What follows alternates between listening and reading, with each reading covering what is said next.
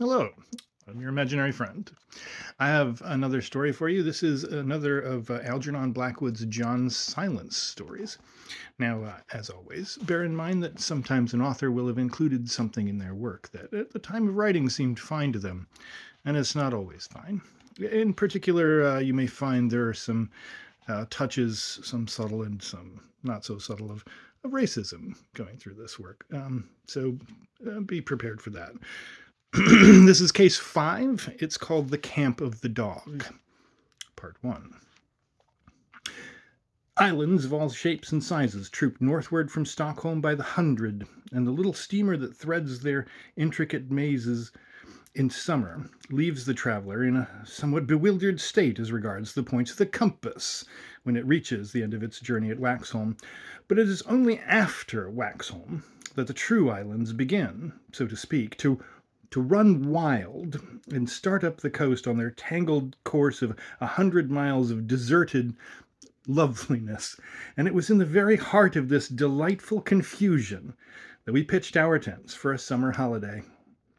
A veritable wilderness of islands lay about us, from the mere round button of a rock that bore a single fir to the mountainous stretch of a square mile, densely wooded and bounded by precipitous cliffs, so close together often that a strip of water ran between no wider than a country lane, or again so far that an expanse stretched like the open sea for miles. Although the larger islands boasted farms and fishing stations, the majority were uninhabited.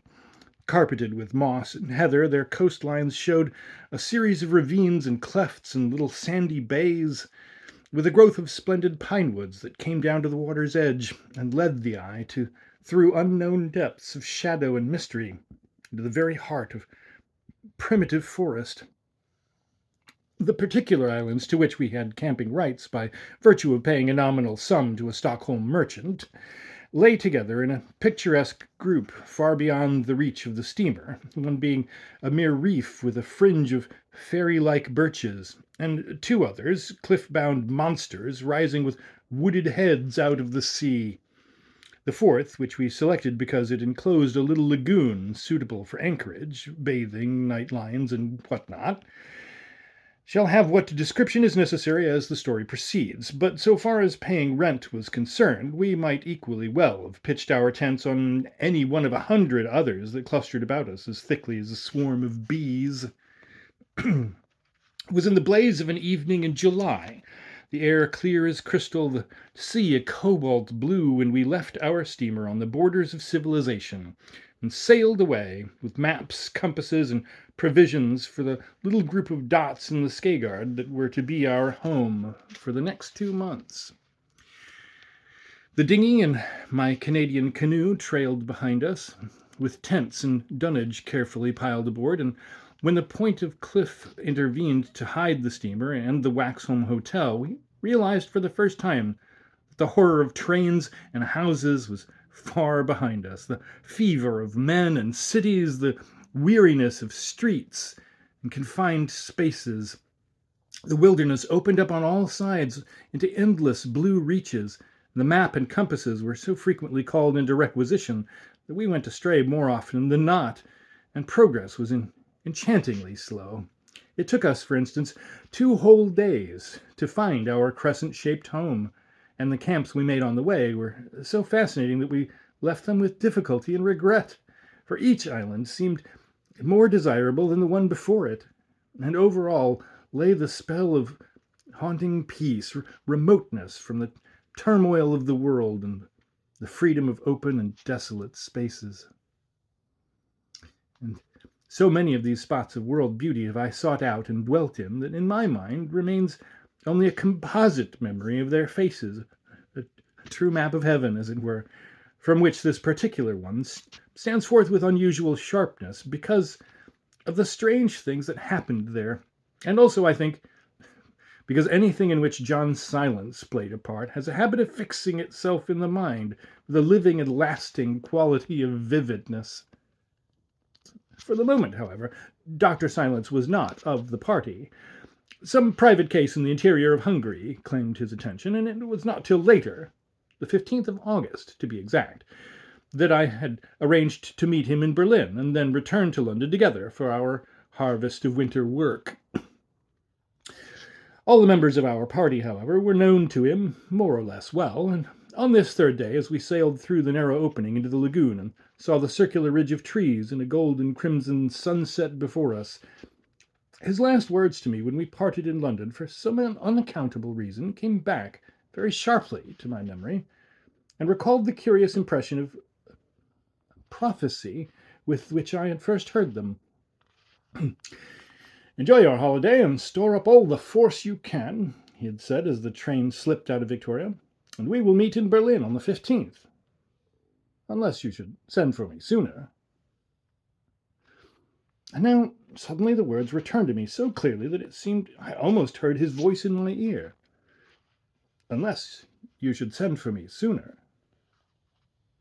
It returned, moreover, with a significance I was wholly at a loss to understand, that touched somewhere in the depths of my mind a vague sense of apprehension that they had all along been intended in the nature of a prophecy. In the lagoon, then, the wind failed us this July evening, as was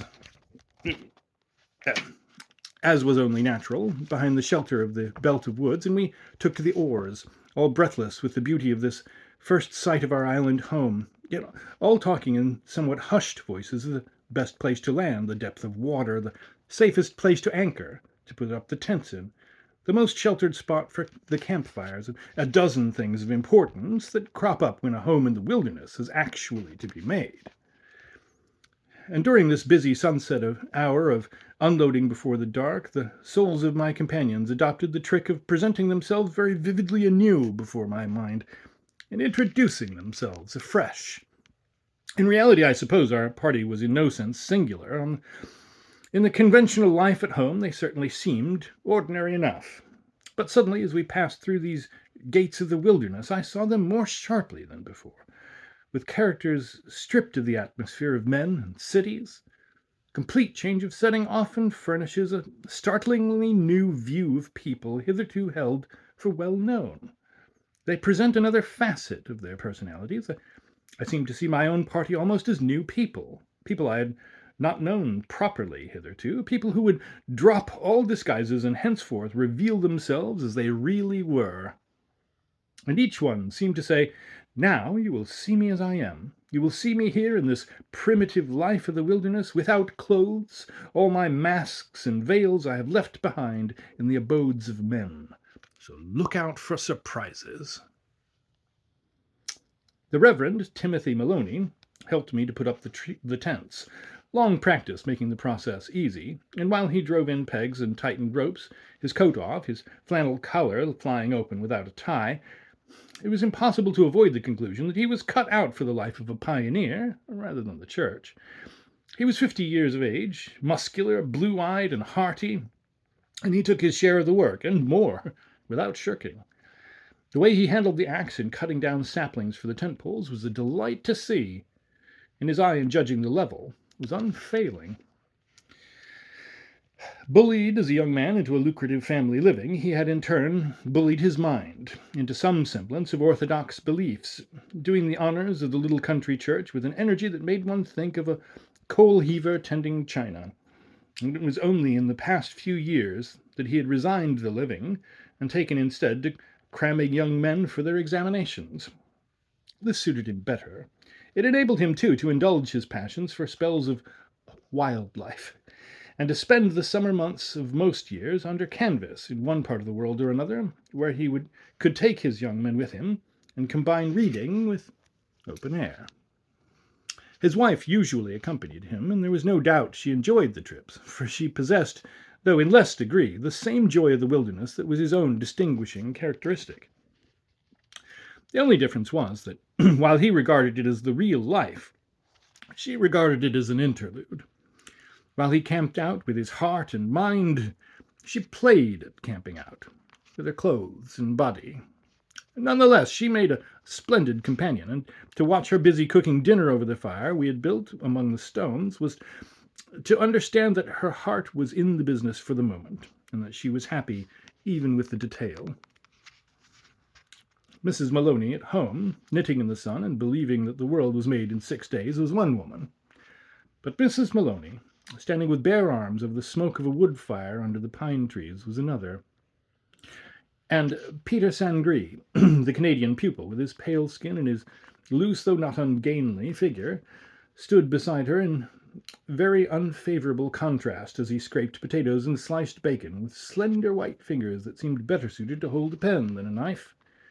She ordered him about like a slave, and he obeyed, too, with willing pleasure, for in spite of his general appearance of debility, he was as happy to be in camp as any of them. But more than any other member of the party, Joan Maloney, the daughter, was the one who seemed a natural and genuine part of the landscape, who belonged to it all, just in the same way that the trees and the moss and the grey rocks running out into the water belonged to it. For she was obviously in her right and natural setting, a creature of the wilds, a gypsy in her own home. To anyone with a discerning eye, this would have been more or less apparent, but to me, who had known her during all the 22 years of her life and was familiar with the ins and outs of her primitive, utterly unmodern type, it was strikingly clear. To see her there made it impossible to imagine her again in civilization. I lost all recollection of how she looked in a town. And memory somehow evaporated. This slim creature before me, flitting to and fro with the grace of woodland life, swift, supple, adroit, on her knees blowing the fire or stirring the frying pan through a veil of smoke, suddenly seemed the only way I'd ever really seen her. Here she was at home. In London, she became someone concealed by clothes, an artificial doll, overdressed and moving by clockwork, only a portion of her alive. Here, she was alive all over. I forget altogether how she dressed, just as I forget how any particular tree was dressed, or how the markings ran on any one of the boulders that lay about the camp. She looked just as wild and natural and untamed as everything else that went to make up the scene. And more than that I cannot say. Pretty, she was decidedly not. She was thin, skinny, dark-haired, and possessed of great physical strength in the form of endurance. She had, too, something of the force and vigorous purpose of a man, tempestuous sometimes and wild to passionate, frightening her mother and puzzling her easy-going father with her storms of waywardness, while at the same time she stirred his admiration by her violence. A pagan of the pagans she was besides, and with some haunting suggestion of old-world pagan beauty about her dark face and eyes. Altogether an odd and difficult character, but with a generosity and a high courage that made her very lovable. In town life she always seemed to me to feel cramped, bored, a devil in a cage, in her eyes a hunted expression, as though any moment she dreaded to be caught. But up in these spacious solitudes all this disappeared.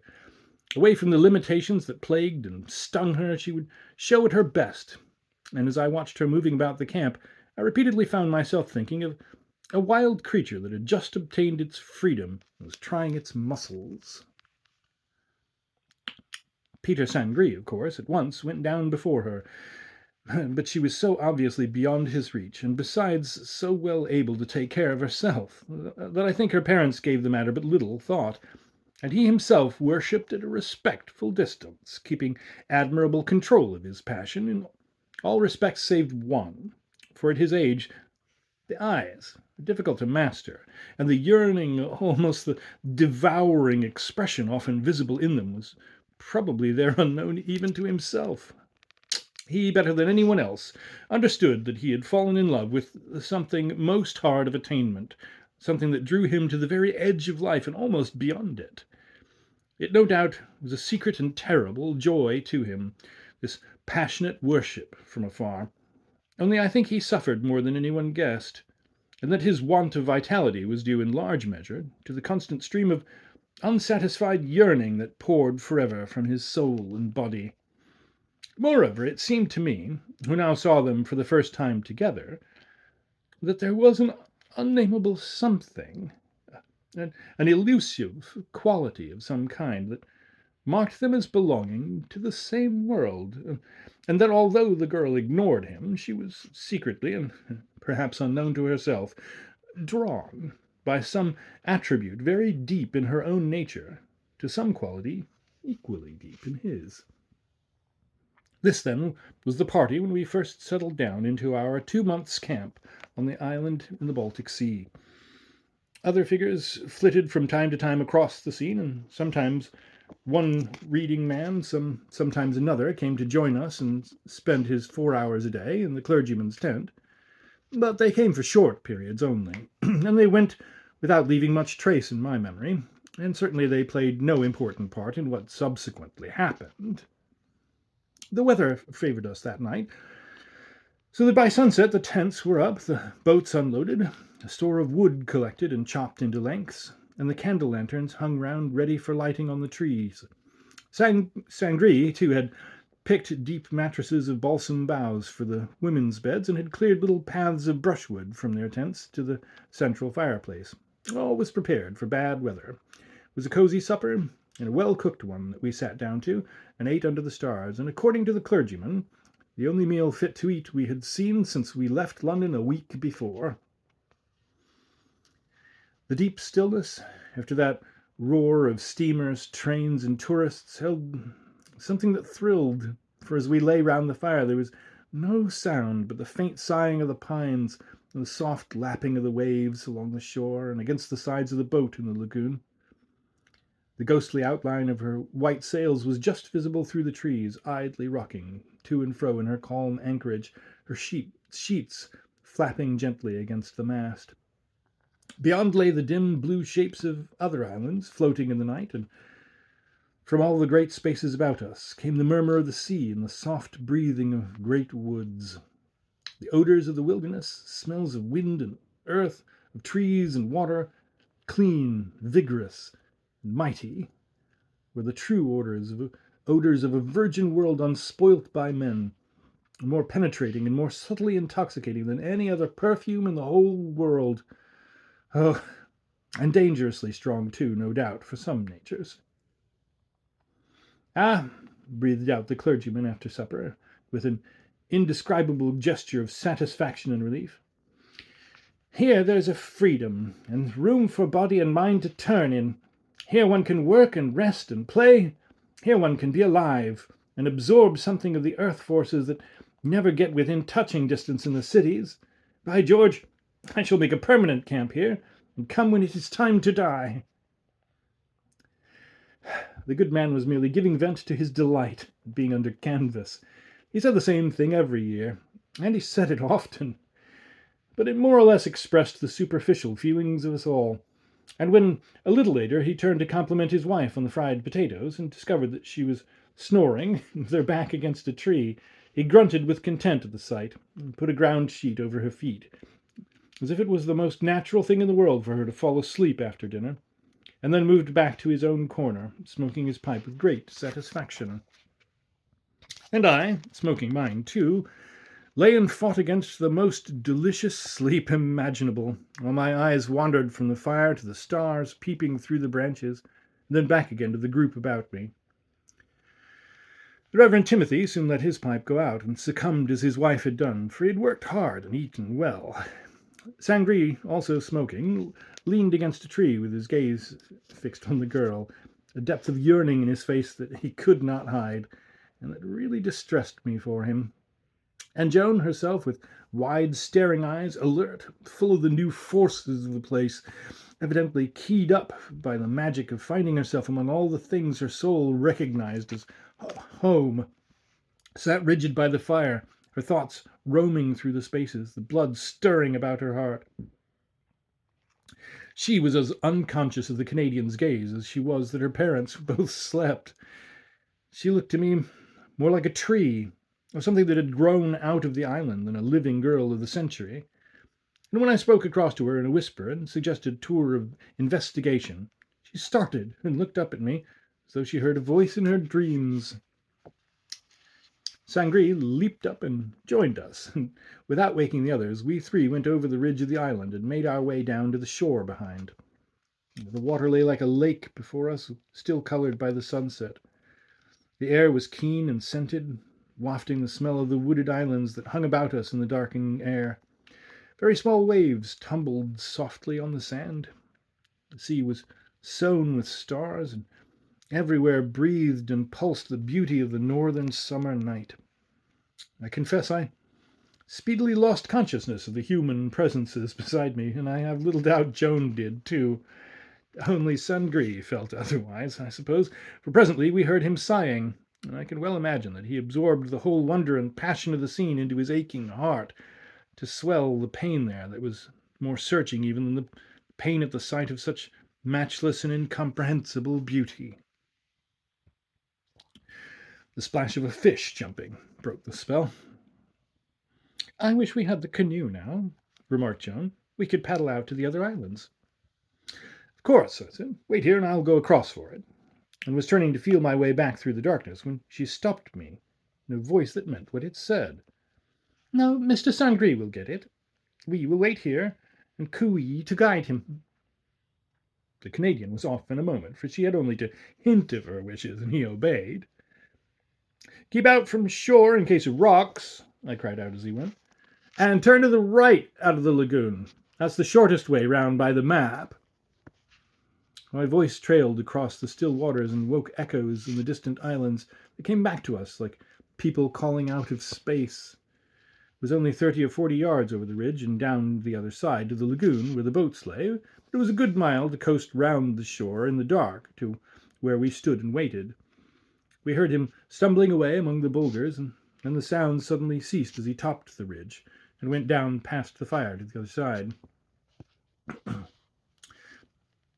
"I didn't want to be left alone with him," the girl said presently in a low voice. "I'm always afraid he's going to say or do something." She hesitated a moment, looking quickly over her shoulder towards the ridge where he had just disappeared. "Something that might lead to unpleasantness." She stopped abruptly. "You frightened, Joan?" I exclaimed with genuine surprise. "This is a new light on your wicked character. I thought the human being who could frighten you did not exist." Then I suddenly realized she was talking seriously, looking to me for help of some kind, and at once I dropped the teasing attitude. "He's very far gone now, I think, Joan," I added gravely. "You must be kind to him, whatever else you may feel. He's exceedingly fond of you." "I know, but I can't help it," she whispered, lest her voice should carry in the stillness. "There's something about him that makes me feel creepy and half afraid. But, poor man, it's not his fault if he's delicate and sometimes looks like death." I laughed gently by way of defending what I felt to be a very innocent member of my sex. "Oh, but it's not that I mean," she answered quickly. "It's something I feel about him. Something in his soul. Something he hardly knows himself, but that may come out if we are much together. It draws me, I feel, tremendously. It stirs what is wild in me, deep down, very deep down. Yet at the same time, makes me feel afraid." "I suppose his thoughts are always playing about you," I said. "But he is nice-minded, and—" Yes," she interrupted impatiently. "I can trust myself absolutely with him. He's gentle and singularly pure-minded. But there's something else that—" She stopped again sharply to listen. Then she came up close beside me in the darkness, whispering, "You know, Mr. Hubbard, sometimes my intuitions warn me a little too strongly to be ignored. Oh, yes, you needn't tell me again that it's difficult to distinguish between fancy and intuition. I know all that. But I also know that there's something deep down in that man's soul that calls to something deep down in mine. And at present it frightens me, because I cannot make out what it is. And I know he'll do something some day that will shake my life to the very bottom." She laughed a little at the strangeness of her own description. I turned to look at her more closely, but the darkness was too great to show her face. There was an intensity, almost of suppressed passion in her voice that took me completely by surprise. Nonsense, Joan, I said a little severely. You know him well. He's been with your father for months now. But that was in London, and up here it's different. I mean, I feel that it may be different. Life in a place like this blows away all the restraints of the artificial life at home. I know what I'm saying. I feel all untied in a place like this. The rigidity of one's nature begins to melt and flow. Surely you must understand what I mean.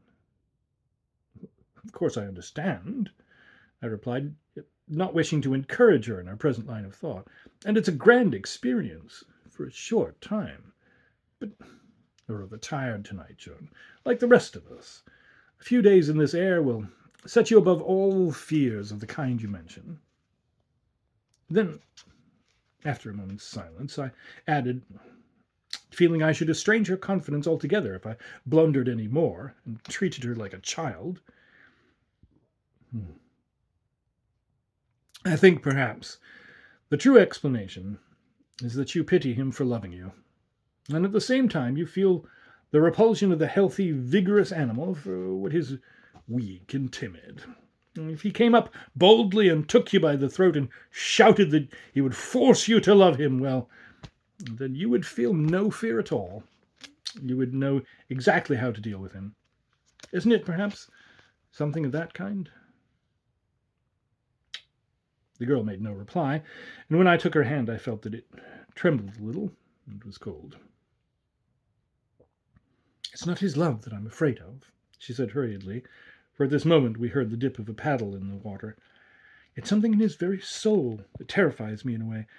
I've never been terrified before, yet it fascinates me.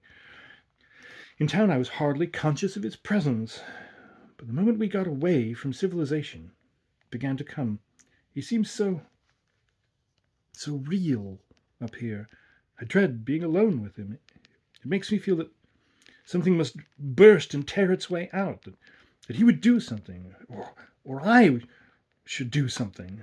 I don't know exactly what I mean, probably, but that I should let myself go, and scream.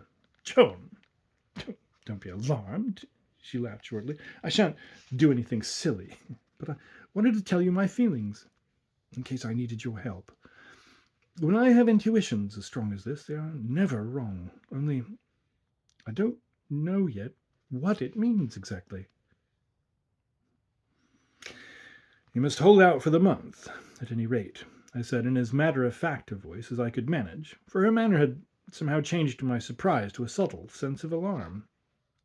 Sangria only stays the month, you know, and anyhow, you're such an odd creature yourself that you should feel generously toward other odd creatures, I ended lamely, with a forced laugh. She gave my hand a sudden pressure. I'm glad I've told you, at any rate, she said quickly under her breath, for the canoe was now gliding up silently, like a ghost to our feet. And I'm glad you're here, too, she added as we moved down towards the water to meet it. I made Sangri change into the bows and got into the steering seat myself, putting the girl between us so that I could watch them both by keeping their outlines against the sea and stars. For the intuitions of certain folk, women and children usually, I confess, I've always felt a great respect, that has more often than not been justified by experience. And now, the curious emotion stirred in me by the girl's words remained somewhat vividly in my consciousness. I explained it in some measure by the fact that the girl, tired out by the fatigue of many days' travel, had suffered a vigorous reaction of some kind from the strong, desolate scenery, and further, perhaps, that she had been treated to my own experience of seeing the members of the party in a new light, the Canadian, being partly a stranger, more vividly than the rest of us. But at the same time, I felt it was quite possible that she had sensed some subtle link between his personality and her own, some quality that she had hitherto ignored, and that the routine of town life had kept buried out of sight. The only thing that seemed difficult to explain was the fear she had spoken of, and this I hoped the wholesome effects of camp life and exercise would sweep away naturally in the course of time. We made the tour of the island without speaking. It was all too beautiful for speech. The trees crowded down to the shore to hear us pass. We saw their fine dark heads bowed low with splendid dignity to watch us, forgetting for a moment that the stars were caught in the needled network of their hair. Against the sky in the west, where still lingered the sunset gold, we saw the wild toss of the horizon, shaggy with forest and cliff, gripping the heart like the motive in a symphony, and sending the sense of beauty all a shiver through the mind. All these surrounding islands standing above the water like low clouds, and like them seeming to post along silently in the engulfing night. We heard the musical drip, drip of the paddle, and the little wash of our waves on the shore, and then suddenly we found ourselves at the opening of the lagoon again, having made the complete circuit of our home. The Reverend Timothy had awakened from sleep and was singing to himself, and the sound of his voice as we glided down the 50 yards of enclosed water was pleasant to hear and undeniably wholesome. We saw the glow of the fire up among the trees on the ridge, and his shadow moving about as he threw on more wood. "There you are," he called aloud. "Good again. Been setting the night line, eh? Capital. And your mother's still fast asleep, John?" His cheery laugh floated across the water. He had not been in the least disturbed by our absence, for old campers are not easily alarmed. "Now remember," he went on after we had told our little tale of travel by the fire, and Mrs. Maloney had asked for the 4th time exactly where her tent was and whether the door faced east or south, "everyone takes their turn at cooking breakfast, and one of the men is always out at sunrise to catch it first. Hubbard, I'll toss you which you do in the morning and which I do." He lost the toss.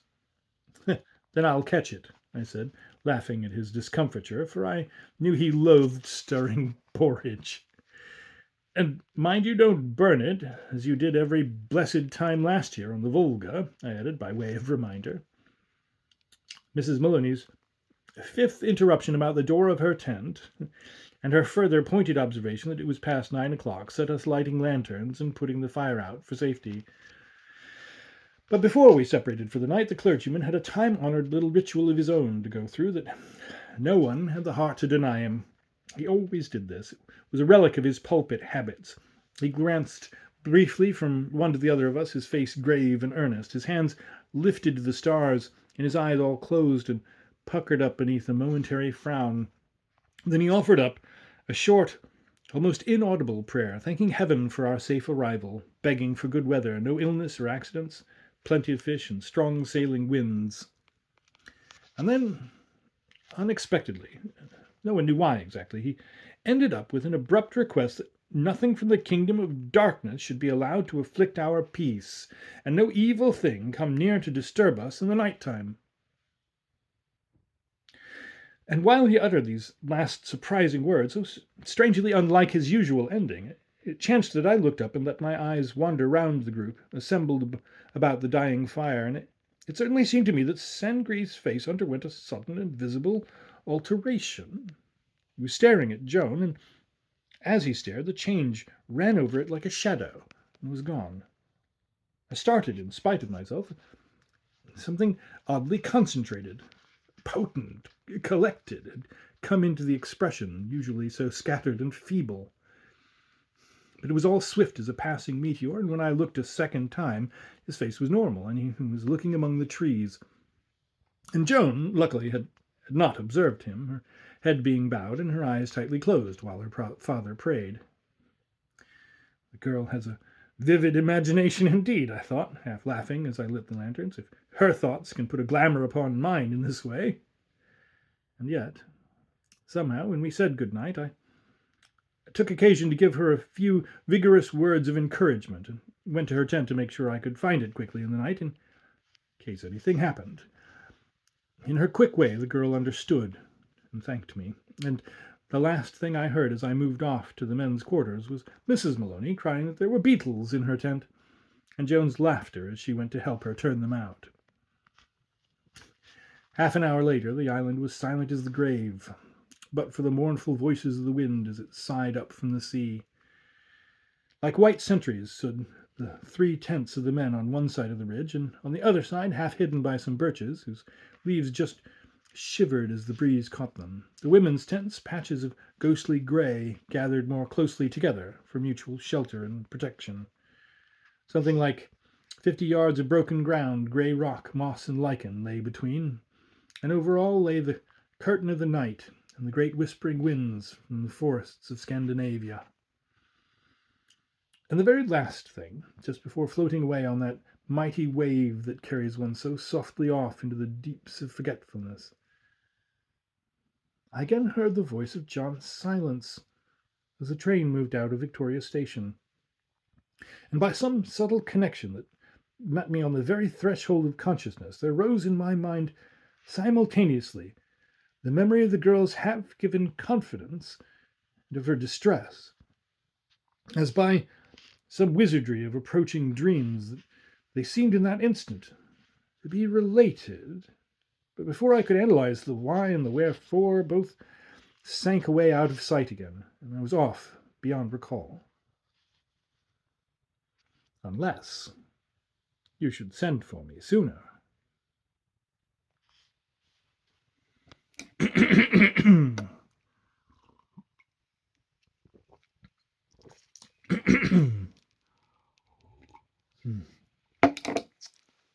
Part 2. Whether Mrs. Maloney's tent door opened south or east, I think she never discovered, for it is quite certain that she always slept with the flap tightly fastened.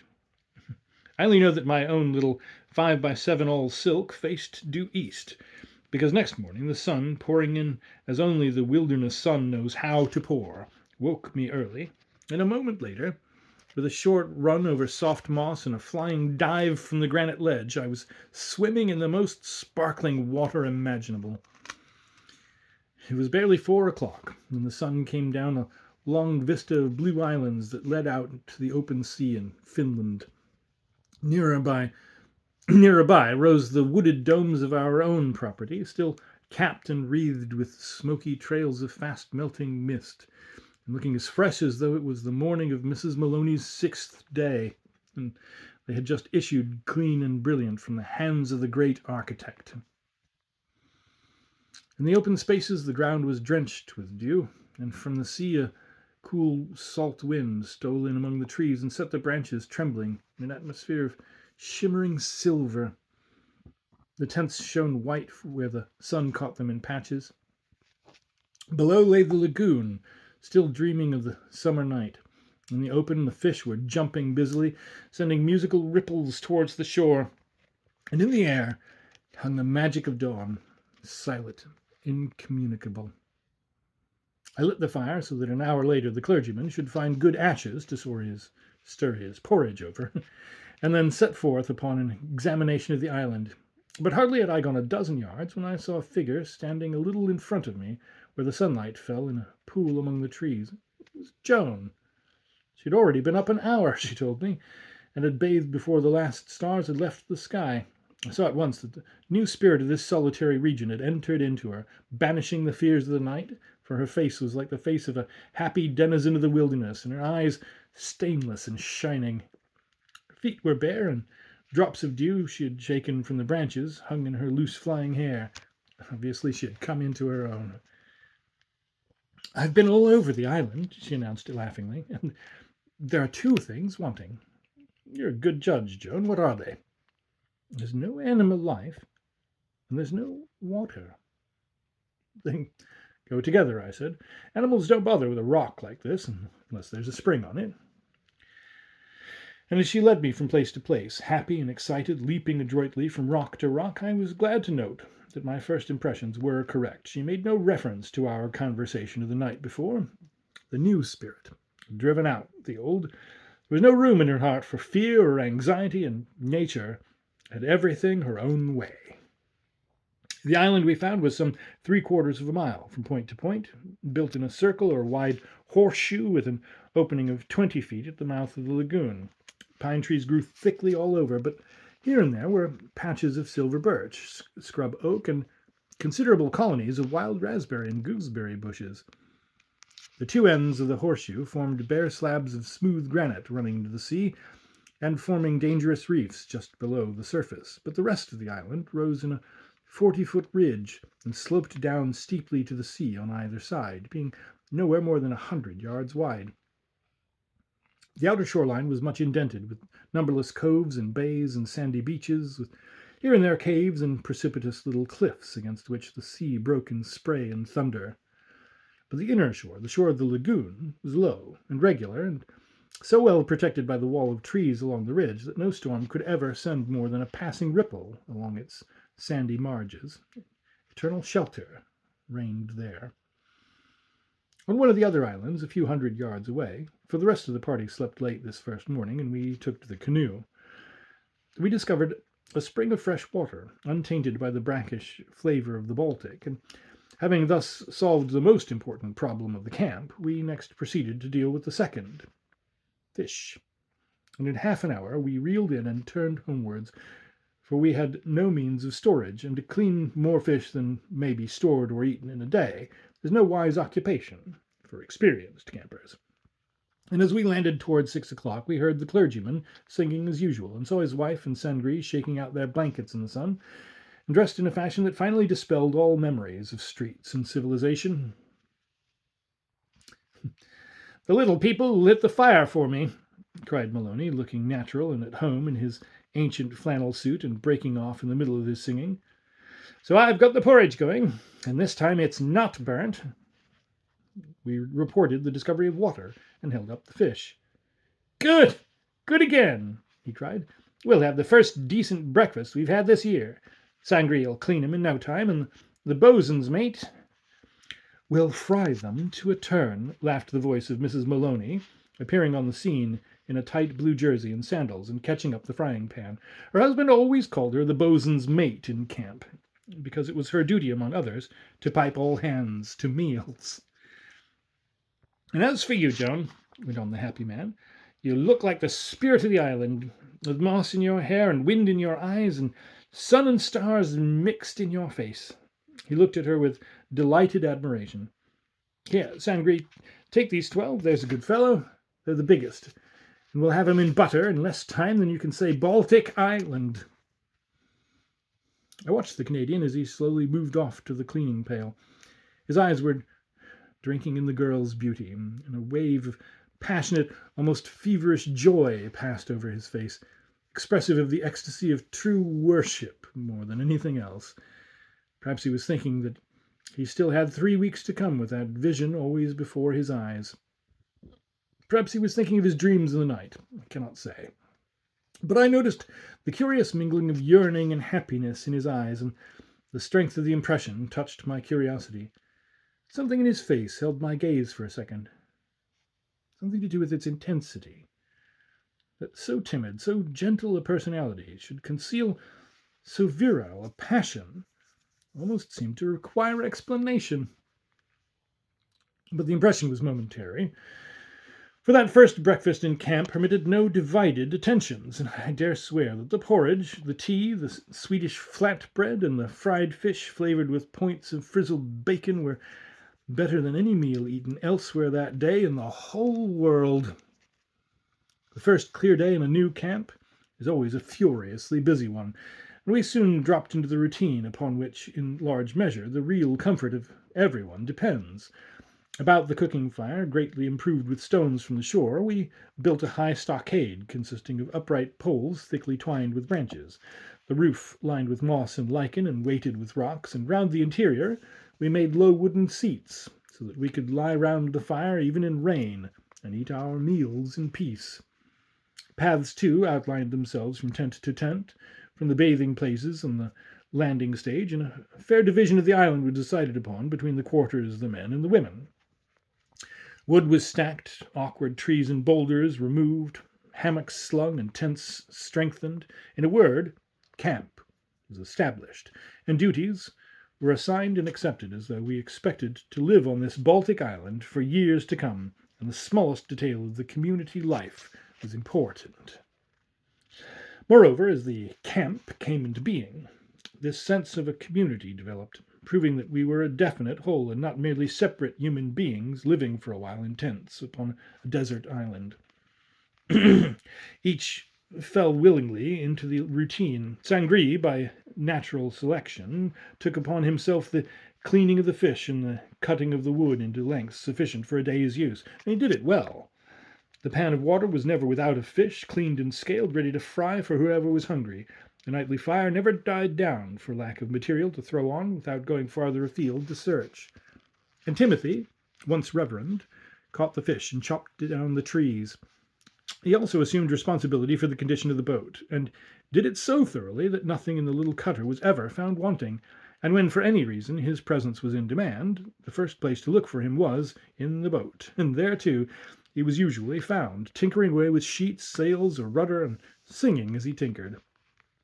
Nor was the reading neglected, for most mornings there came a sound of droning voices from the white tent by the raspberry bushes, which signified that Sangri the tutor, and whatever other man chanced to be in party at the time, were hard at it with history and the classics. And while Mrs. Maloney, also by natural selection, took charge of the larder and the kitchen, the mending and general supervision of the rough comforts, she also made herself peculiarly mistress of the megaphone, which summoned to meals and carried her voice easily from one end of the island to the other, and in her hours of leisure she daubed the surrounding scenery onto a sketching block with all the honesty and devotion of her determined but unreceptive soul. Joan, meanwhile, Joan, elusive creature of the wilds, became, I know not exactly what. She did plenty of work in the camp, yet seemed to have no very precise duties. She was everywhere and anywhere. Sometimes she slept in her tent, sometimes under the stars with a blanket. She knew every inch of the island, and kept turning up in places where she was least expected, forever wandering about, reading her books in sheltered corners, making little fires on sunless days to worship to the gods, as she put it, ever finding new pools to dive and bathe in, and swimming day and night in the warm and waveless lagoon, like a fish in a huge tank. She went bare-legged and bare-footed, with her hair down to her and her skirts caught up to the knees, and if ever a human being turned into a jolly savage within the compass of a single week, Joan Maloney was certainly that human being. She ran wild.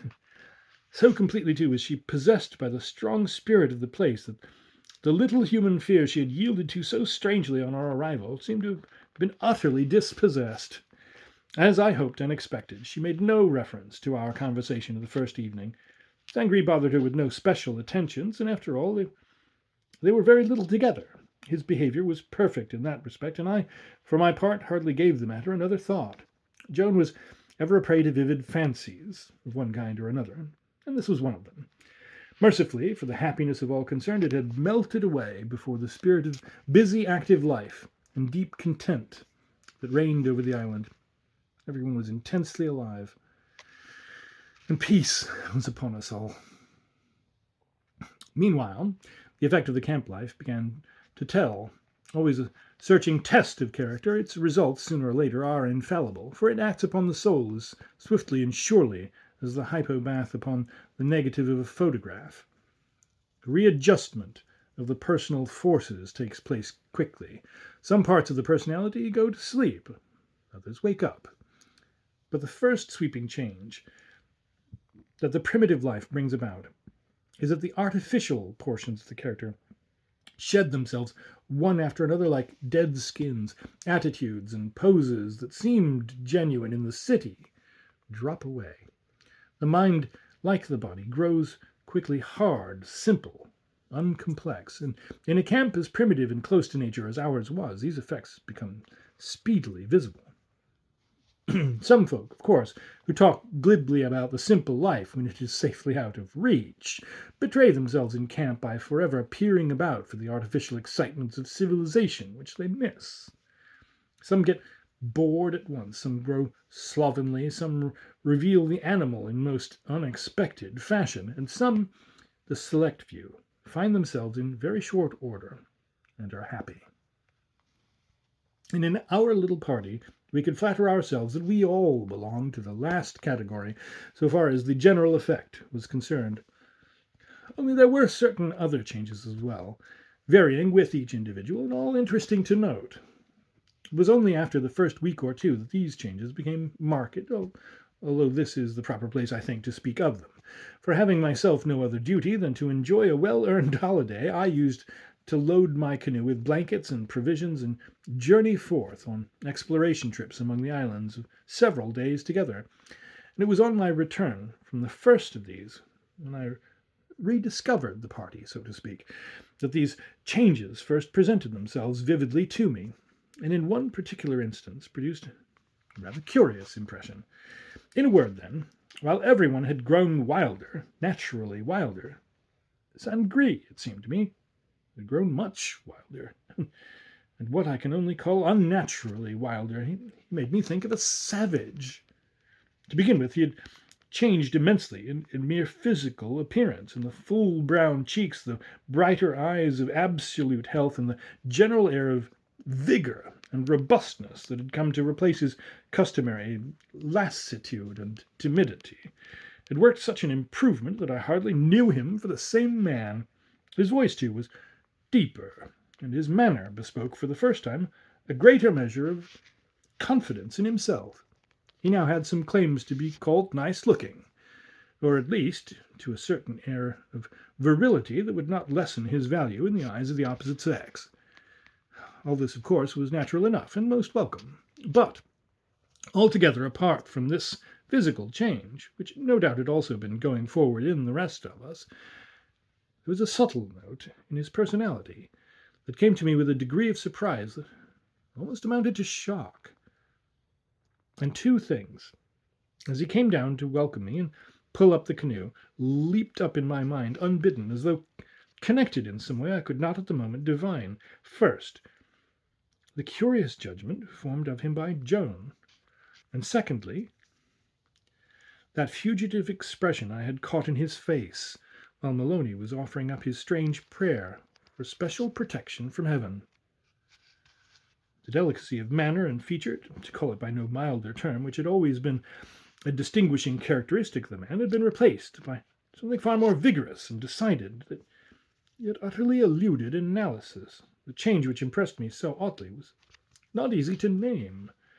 The others, singing Maloney, the bustling bosun's mate, and Joan, that fascinating half-breed of Undine and Salamander, all showed the effects of a life so close to nature, but in their case, the change was perfectly natural and what was to be expected.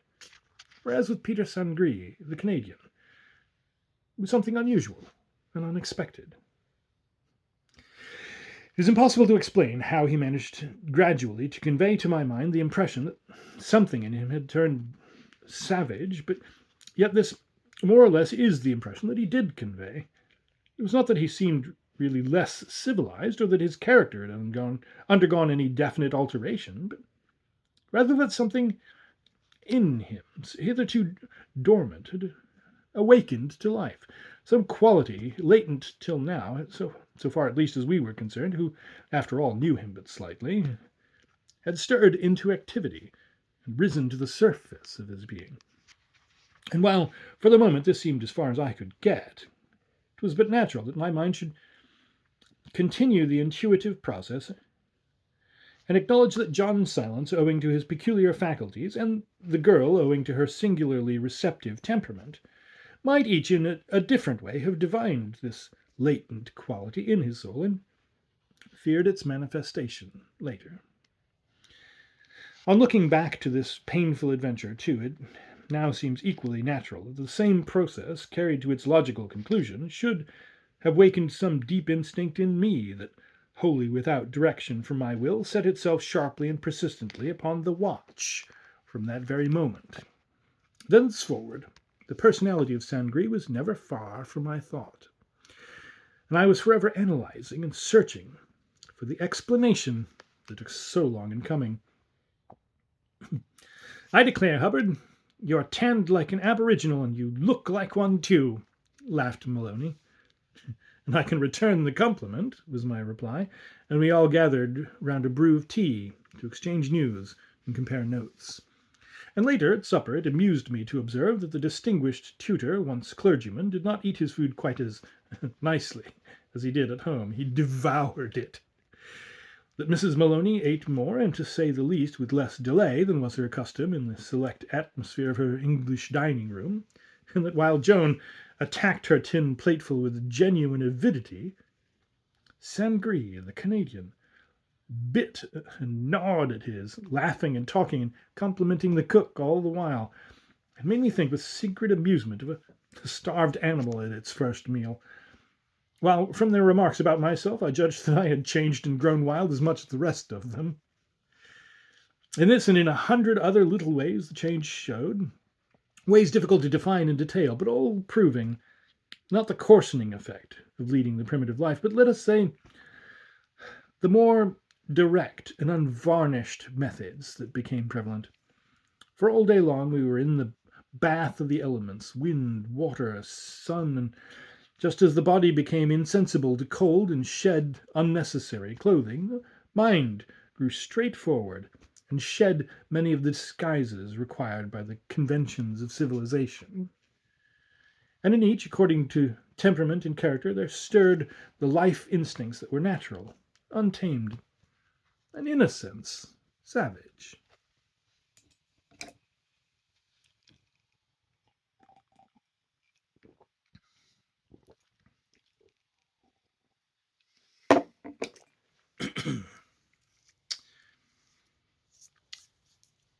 Part 3.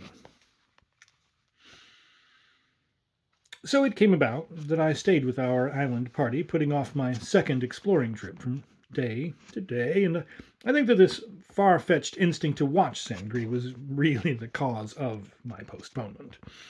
For another 10 days, the life of the camp pursued its even and delightful way, blessed by perfect summer weather, a good harvest of fish, fine winds for sailing, and calm, starry nights. Maloney's selfish prayer had been favorably received. Nothing came to disturb or perplex. There was not even the prowling of night animals to vex the rest of Mrs. Maloney, for in previous camps it had often been her peculiar affliction that she heard the porcupines scratching against the canvas, or the squirrels dropping fir cones in the early morning, with a sound of miniature thunder upon the roof of her tent. But on this island, there was not even a squirrel or a mouse. I think 2 toads and a small and harmless snake were the only living creatures that had been discovered during the whole of the first fortnight. And these 2 toads, in all probability, were not 2 toads, but 1 toad. Then, suddenly, came the terror that changed the whole aspect of the place, the devastating terror. It came at first gently, but from the very start it made me realize the unpleasant loneliness of our situation, a remote isolation in this wilderness of sea and rock, and how the islands in this tideless Baltic Ocean lay about us like the advanced guard of a vast besieging army. Its entry, as I say, was gentle, hardly noticeable, in fact, to most of us. Singularly undramatic, it certainly was. But then, in actual life, this is often the way the dreadful climaxes move upon us, leaving the heart undisturbed almost to the last minute, and then overwhelming it with a sudden rush of horror. For it was the custom at breakfast to listen patiently while each in turn related the trivial adventures of the night, how they slept, whether the wind shook their tent, whether the spider on the ridgepole had moved, whether they had heard the toad, and so forth. And on this particular morning, Joan, in the middle of a little pause, made it a truly novel announcement. "In the night I heard the howling of a dog," she said, and then flushed up to the roots of her hair when we burst out laughing. For the idea of there being a dog on this forsaken island that was only able to support a snake and maybe 2 toads was distinctly ludicrous, and I remember Maloney, halfway through his burnt porridge, capping the announcement by declaring that he had heard a Baltic turtle in the lagoon, and his wife's expression of frantic alarm before the laughter undeceived her. But the next morning Joan repeated the story with additional and convincing detail. "The sounds of whining and growling woke me," she said, "and I distinctly heard sniffing under my tent and the scratching of paws." "Oh, Timothy, can it be a porcupine?" exclaimed the boatswain's mate with distress, forgetting that Sweden was not Canada. But the girl's voice had sounded to me in quite another key, and looking up I saw that her father and Sangri were staring at her hard. They too understood that she was in earnest, and had been struck by the serious note in her voice. "Rubbish, John. You're always dreaming something or other wild," her father said a little impatiently. "There's not an animal of any size on the whole island," added Sangri with a puzzled expression. He never took his eyes from her face. "But there's nothing to prevent one swimming over," I put in briskly, for somehow a sense of uneasiness that was not pleasant had woven itself into the talk and pauses. "A deer, for instance, might easily land in the night and take a look round." "Or a bear," gasped the boatswain's mate with a look so portentous that we all welcomed the laugh. But Joan did not laugh. Instead, she sprang up and called to us to follow. "There," she said, pointing to the ground by her tent on the side farthest from her mother's. "There are the marks, close to my head. You can see for yourself." We saw plainly. The moss and lichen, for earth there was hardly any, had been scratched up by paws. An animal about the size of a large dog it must have been, to judge by the marks. We stood and stared in a row. "Close to my head," repeated the girl, looking round at us. Her face, I noticed, was very pale, and her lip seemed to quiver for an instant. Then she gave a sudden gulp and burst into a flood of tears. The whole thing had come about in the brief space of a few minutes, with a curious sense of inevitableness, moreover, as though it had all been carefully planned from all time, and nothing could have stopped it. It had all been rehearsed before. It had actually happened before, as the strange feeling sometimes has it. It seemed like the opening movement in some ominous drama, and that I knew exactly what would happen next. Something of great moment was impending. For this sinister sensation of coming disaster made itself felt from the very beginning, and an atmosphere of gloom and dismay pervaded the entire camp from that moment forward. I drew Sangri to one side and moved away, while Maloney took the distressed girl into her tent, and his wife followed them, energetic and greatly flustered. For thus, in undramatic fashion, it was that the terror I have spoken of first attempted the invasion of our camp. And trivial and unimportant though it seemed, every little detail of this opening scene is photographed upon my mind with merciless accuracy and precision. It happened exactly as described. This was exactly the language used. I see it written before me in black and white. I see, too, the faces of all concerned with the sudden ugly signature of alarm where before had been peace. The terror had stretched out, so to speak, a first tentative feeler toward us, and had touched the hearts of each with a horrid directness. And from this moment the camp changed. Sangri, in particular, was visibly upset. He could not bear to see the girl distressed, and to hear her actually cry was almost more than he could stand. The feeling that he had no right to protect her hurt him keenly, and I could see that he was itching to do something to help. I liked him for it. His expression said plainly that he would tear in 1,000 pieces anything that dared to injure a hair of her head. We lit our pipes and strolled over in silence to the men's quarters. It was his odd Canadian expression, "Gee whiz," that drew my attention to a further discovery. "The brute's been scratching round my tent, too," he cried, as he pointed to similar marks by the door, and I stooped down to examine them. We both stared in amazement for several minutes without speaking. "Only I slept like the dead," he added, straightening up again, "and so heard nothing, I suppose." We traced the paw marks from the mouth of his tent in a direct line across to the girls, but nowhere else about the camp was there a sign of the strange visitor. The deer, dog, or whatever it was that had twice favored us with a visit in the night had confined its attentions to these 2 tents. And after all, there was really nothing out of the way about these visits of an unknown animal, for although on our own island was destitute of life, we were in the heart of the wilderness, and The mainland and larger islands must be swarming with all kinds of four-footed creatures. No very prolonged swimming was necessary to reach us. In any other country it would not have caused a moment's interest. Interest of the kind we felt, that is. In our Canadian camps, the bears were forever grunting about among the provision bags at night, porcupines scratching unceasingly, and chipmunks scuttling over everything. My daughter is overtired, and that's the truth of it, explained Maloney presently, when he rejoined us and had examined in turn the other paw marks. She's been overdoing it lately, and camp life, you know, always means a great excitement to her. It's natural enough. If we take no notice, she'll be all right.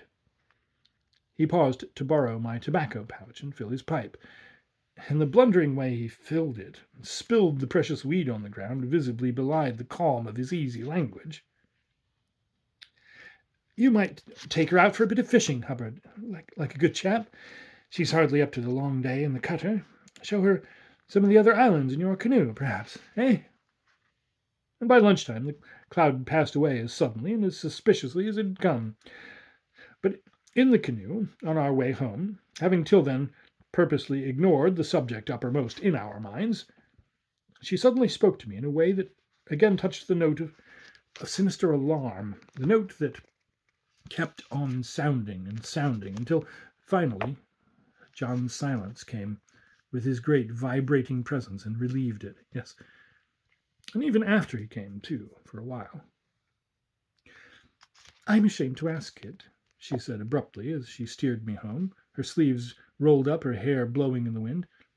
And ashamed of my silly tears, too, because I really can't make out what caused them. But, Mr. Hubbard, I want you to promise me not to go off for your long expeditions just yet. I beg it of you. She was so in earnest that she forgot the canoe, and the wind caught it sideways and made us roll dangerously.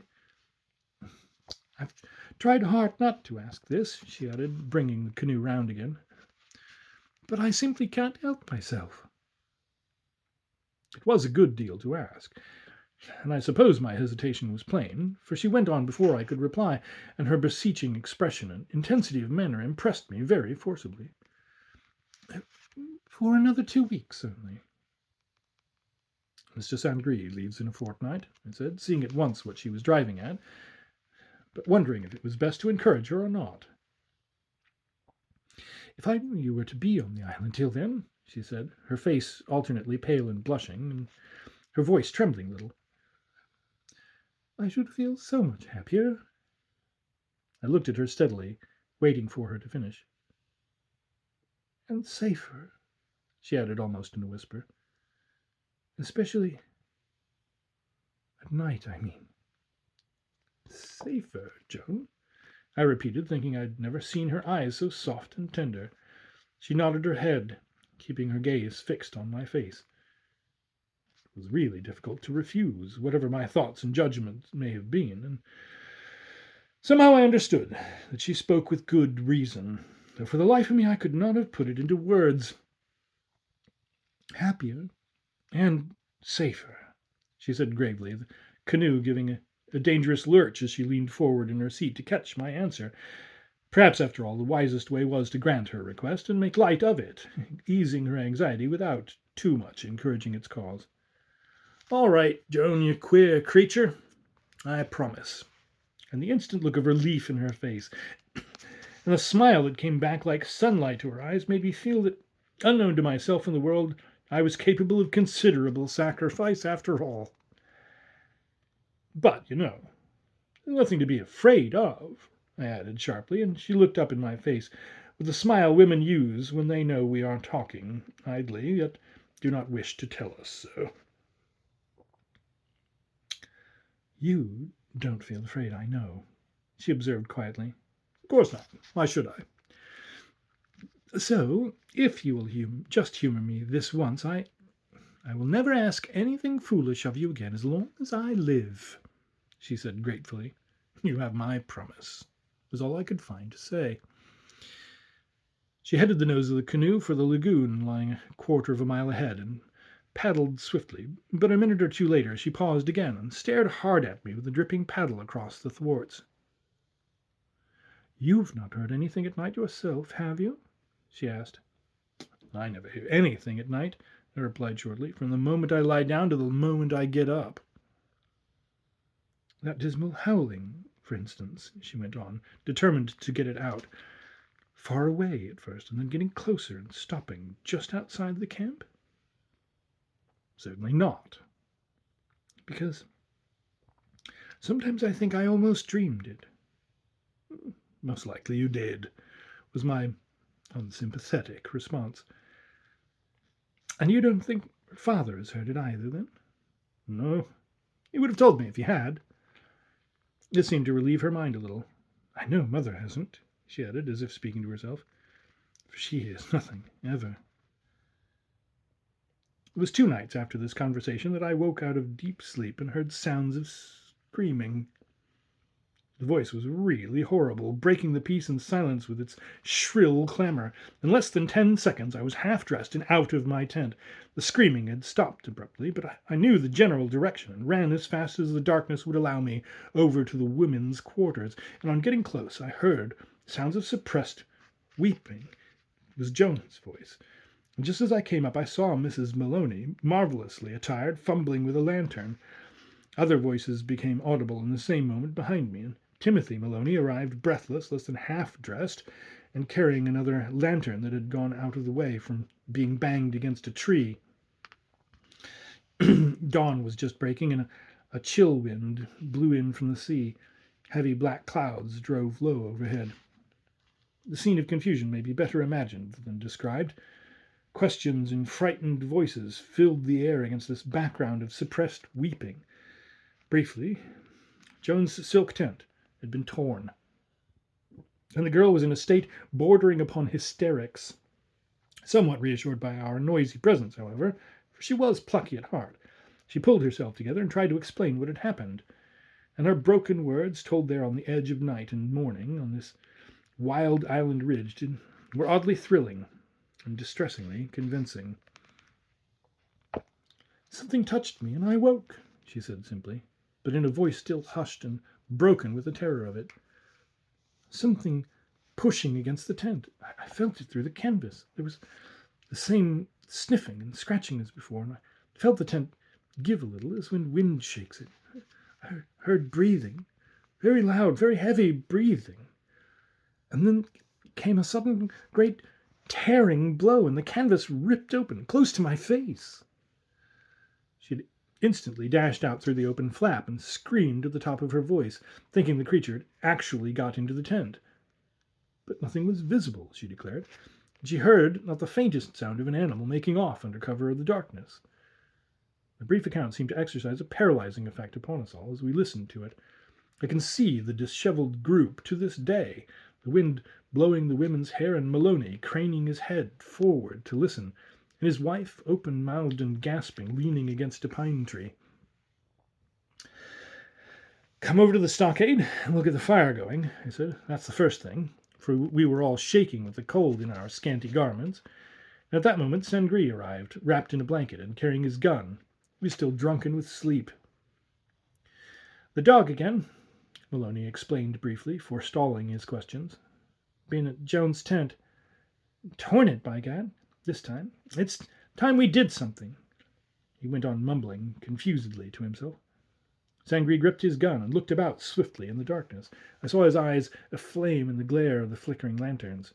He made a movement as though to start out and hunt and kill. And his glance fell on the girl crouching on the ground, her face hidden in her hands, and there leaped into his features an expression of savage anger that transformed him. He could have faced a dozen lions with a walking stick at that moment, and again I liked him for the strength of his anger, his self-control, and his hopeless devotion. But I stopped him going off on a blind and useless chase. "Come and help me start the fire, Sangri," I said, anxious also to relieve the girl of our presence. And a few minutes later, the ashes, still glowing from the night's fire, had kindled the fresh wood, and there was a blaze that warmed us well, while it also lit up the surrounding trees within a radius of 20 yards. I heard nothing, he whispered. What in the world do you think it is? It surely can't be only a dog. We'll find that out later, I said as the others came up to the grateful warmth. The first thing is to make as big a fire as we can. Joan was calmer now, and her mother had put on some warmer and less miraculous garments, and while they stood talking in low voices, Maloney and I slipped off to examine the tent. There was little enough to see, but that little was unmistakable. Some animal had scratched up the ground at the head of the tent, and with a great blow of a powerful paw, a paw clearly provided with good claws, had struck the silk and torn it open. It was a hole large enough to pass a fist and arm through. It can't be far away, Maloney said excitedly. We'll organize a hunt at once, this very minute. We hurried back to the fire, Maloney talking boisterously about his proposed hunt. There's nothing like prompt action to dispel alarm, he whispered in my ear, and then turned to the rest of us. We'll hunt the island from end to end at once, he said with excitement. That's what we'll do. The beast can't be far away, and the bosun's mate and Joan must come too, because they can't be left alone. Hubbard, you take the right shore, and you, Sangre, the left, and I'll go in the middle with the women. In this way we can stretch clean across the ridge, and nothing bigger than a rabbit can possibly escape us. He was extraordinarily excited, I thought. Anything affecting Joan, of course, stirred him prodigiously. Get your guns, and we'll start the drive at once, he cried. He lit another lantern and handed one each to his wife and Joan, and while I ran to fetch my gun, I heard him singing to himself with the excitement of it all. Meanwhile, the dawn had come on quickly. It made the flickering lanterns look pale. The wind, too, was rising, and I heard the trees moaning overhead and the waves breaking with increasing clamor on the shore. In the lagoon, the boat dipped and splashed, and the sparks from the fire were carried aloft in a stream and scattered far and wide. We made our way to the extreme end of the island, measured our distances carefully, and then began to advance. None of us spoke. Sangre and I, with cocked guns, watched the shorelines, and all within easy touch and speaking distance. It was a slow and blundering drive, and there were many false alarms. But after the best part of half an hour we stood on the farther end, having made the complete tour, and without putting up so much as a squirrel. Certainly there was no living creature on that island but ourselves. I know what it is, cried Maloney, looking out over the dim expanse of grey sea and speaking with the air of a man making a discovery. It's a dog from one of the farms on the larger islands, he pointed seawards, where the archipelago thickened, and it's escaped and turned wild. Our fires and voices attracted it, and it's probably half-starved as well as savage, poor brute. No one said anything in reply, and he began to sing again, very low, to himself. The point where we stood, a huddled, shivering group, faced the wider channels that led to the open sea in Finland. The grey dawn had broken in earnest at last, and we could see the racing waves with their angry crests of white. The surrounding islands showed up as dark masses in the distance, and in the east, almost as Maloney spoke, the sun came up with a rush in a stormy and magnificent sky of red and gold. Against this splashed and gorgeous background, black clouds, shaped like fantastic and legendary animals, filed past swiftly in a tearing stream, and to this day I have only to close my eyes to see again that vivid and hurrying procession in the air. All about us, the pines made black splashes against the sky. It was an angry sunrise. Rain, indeed, had already begun to fall in big drops. We turned as by a common instinct, and without speech made our way back slowly to the stockade. Maloney humming snatches of his songs, Sangre in front with his gun, prepared to shoot at a moment's notice, and the women floundering in the rear with myself and the extinguished lanterns. Yet it was only a dog. Really. It was most singular when one came to reflect soberly upon it all.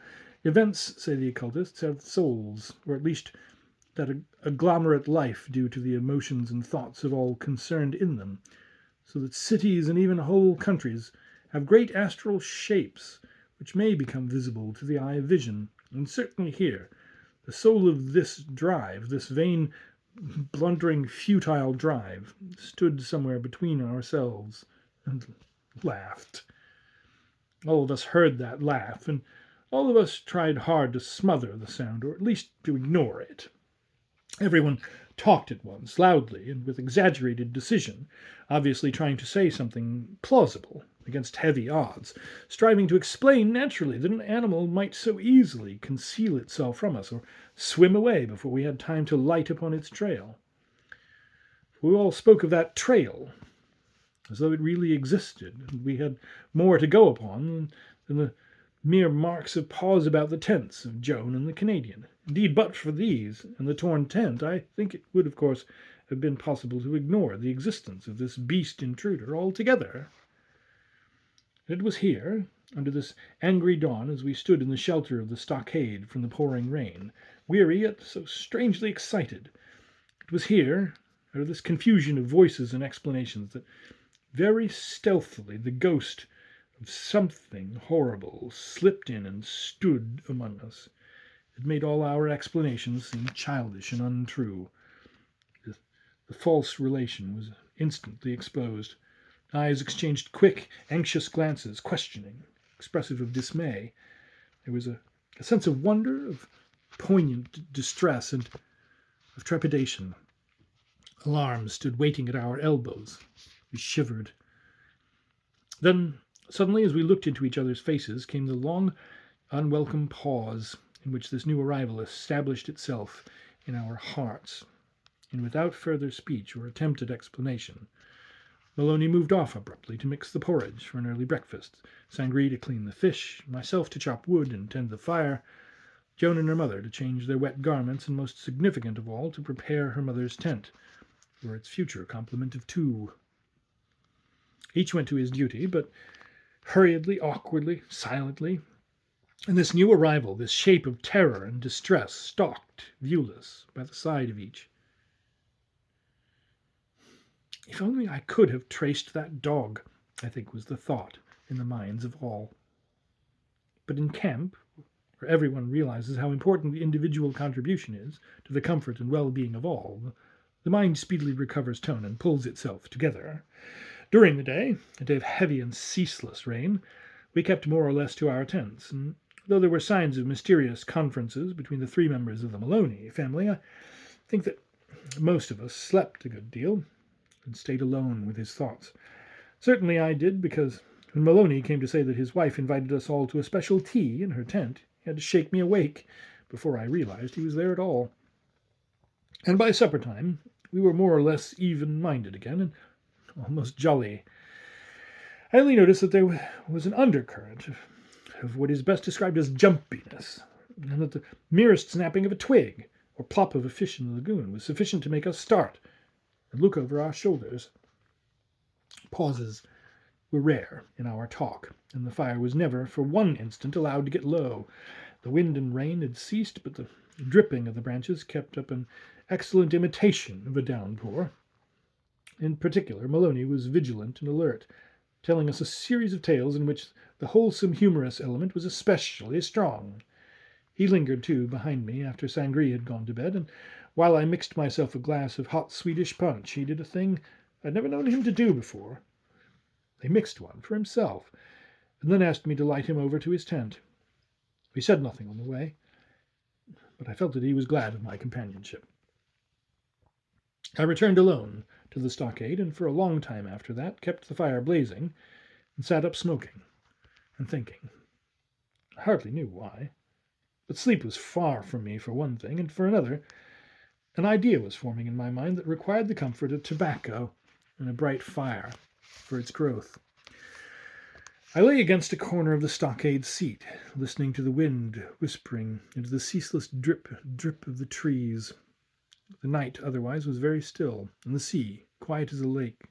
I remember that I was peculiarly conscious of this host of desolate islands crowding about us in the darkness, and that we were the one little spot of humanity in a rather wonderful kind of wilderness. But this, I think, was the only symptom that came to warn me of highly strung nerves, and it certainly was not sufficiently alarming to destroy my peace of mind.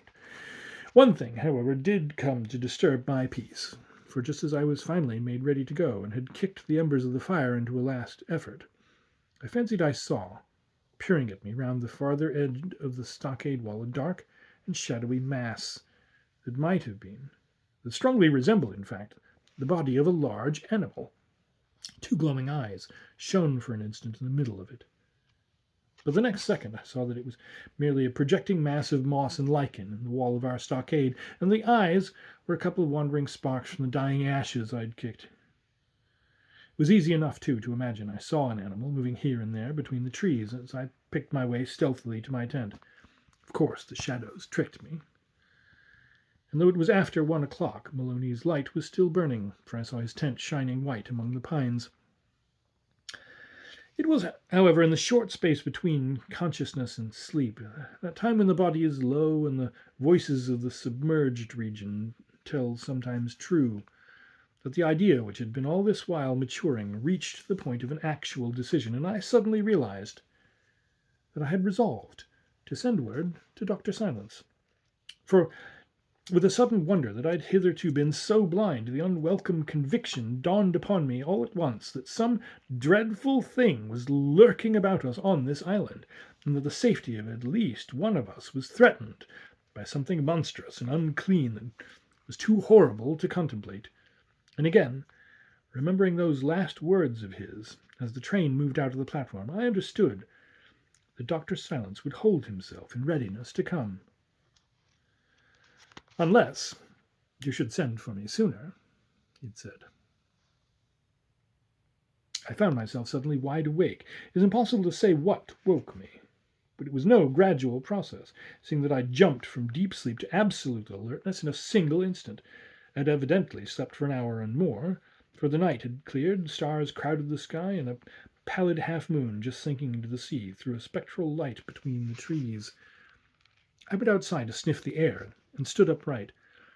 A curious impression that something was astir in the camp came over me, and when I glanced across at Sangree's tent, some 20 feet away, I saw that it was moving. He too then was awake and restless, for I saw the canvas sides bulge this way and that as he moved within.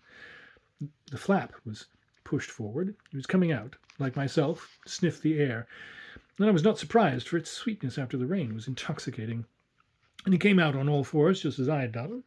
I saw a head thrust round the edge of the tent. And then I saw that it was not Sangree at all. It was an animal. And the same instant I realized something else, too. It was the animal, and its whole presentment, for some unaccountable reason, was unutterably malefic.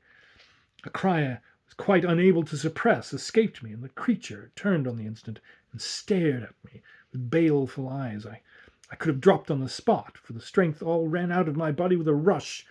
Something about it touched in me the living terror that grips and paralyzes. If the mind requires but the 10th of a second to form an impression, I must have stood there stock still for several seconds, while I seized the ropes for support and stared. Many and vivid impressions flashed through my mind, but not one of them resulted in action, because I was in instant dread that the beast at any moment would leap in my direction and be upon me. Instead, however, after what seemed a vast period, it slowly turned its eyes from my face, uttered a low whining sound, and came out altogether into the open. And for the first time I saw it in its entirety, and noted two things. It was about the size of a large dog, but at the same time it was utterly unlike any animal that I'd ever seen. Also, that the quality that had impressed me first as being malefic was really only its singular and original strangeness. Foolish as it may sound, and impossible as it is for me to adduce proof, I can only say that the animal seemed to me then to be not real.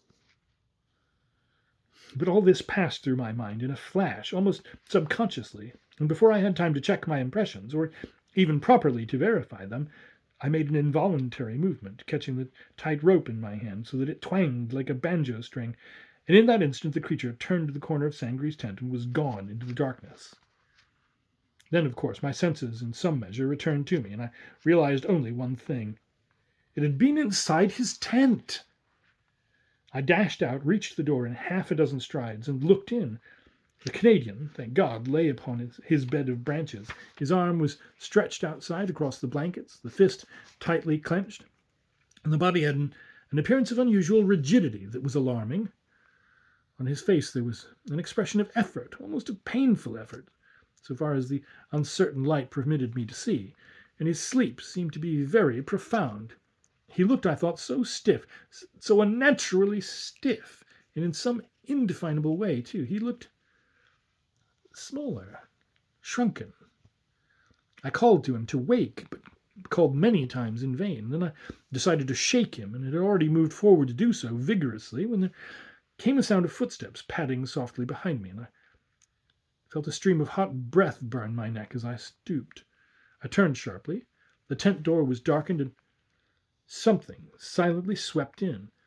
I felt a rough and shaggy body push past me, and I knew that the animal had returned. It seemed to leap forward between me and Saint-Gris. In fact, to leap upon Saint-Gris, for its dark body hid him momentarily from view. And in that moment my soul turned sick and coward with a horror that rose from the very dregs and depths of life and gripped my existence at its central source. The creature seemed somehow to melt away into him, almost as though it belonged to him and were a part of himself. But in the same instant, that instant of extraordinary confusion and terror in my mind, it seemed to pass over and behind him, and in some utterly unaccountable fashion it was gone. And the Canadian woke and sat up with a start. "Quick, you fool!" I cried in my excitement. "The beast has been in your tent, here at your very throat, while you slept like the dead. Up, man, get your gun! Only this second it disappeared, over there behind your head. Quick, or Joan!" And somehow the fact that he was there, wide awake now, to corroborate me, brought the additional conviction to my own mind that this was no animal, but some perplexing and dreadful form of life that drew upon my deeper knowledge, that much reading had perhaps assented to, but that had never yet come within actual range of my senses. He was up in a flash and out. He was trembling and very white. We searched hurriedly, feverishly, but found only the traces of paw marks passing from the door of his own tent, across the moss, to the women's, and the sight of the tracks about Mrs. Maloney's tent, where Joan now slept, set him in a perfect fury. "Do you know what it is, Hubbard, this beast?" he hissed under his breath at me. "It's a damned wolf, that's what it is. A wolf, lost among the islands and starving to death, desperate. So help me God, I believe it's that." He talked a lot of rubbish in his excitement. He declared he would sleep by day and sit up every night until he killed it. Again his rage touched my admiration, but I got him away before he made enough noise to wake the whole camp. "I have a better plan than that," I said, watching his face closely. "I don't think this is anything we can deal with. I'm going to send for the only man I know who can help. We'll go to Waxholm this very morning and get a telegram through." Saint-Gris stared at me with a curious expression as the fury died out of his face, and a new look of alarm took its place. "John Silence," I said, "will know. You think it's something of that sort?" he stammered. "I am sure of it." There was a moment's pause. "That's worse. Far worse than anything material," he said, turning visibly paler. He looked from my face to the sky, and then added with sudden resolution, "Come, the wind's rising. Let's get off at once. From there you can telephone to Stockholm and get a telegram sent without delay." I sent him down to get the boat ready, and seized the opportunity myself to run and wake Maloney. He was sleeping very lightly, and sprang up the moment I put my head inside his tent. I told him briefly what I had seen, and he showed so little surprise that I caught myself wondering for the first time whether he himself had seen more going on than he had deemed wise to communicate to the rest of us. He agreed to my plan without a moment's hesitation, and my last words to him were to let his wife and daughter think that the great psychic doctor was coming merely as a chance visitor and not with any professional interest. So with frying pan, provisions, and blankets aboard, Saint-Gris and I sailed out of the lagoon 15 minutes later and headed with a good breeze for the direction of Waxholm and the borders of civilization.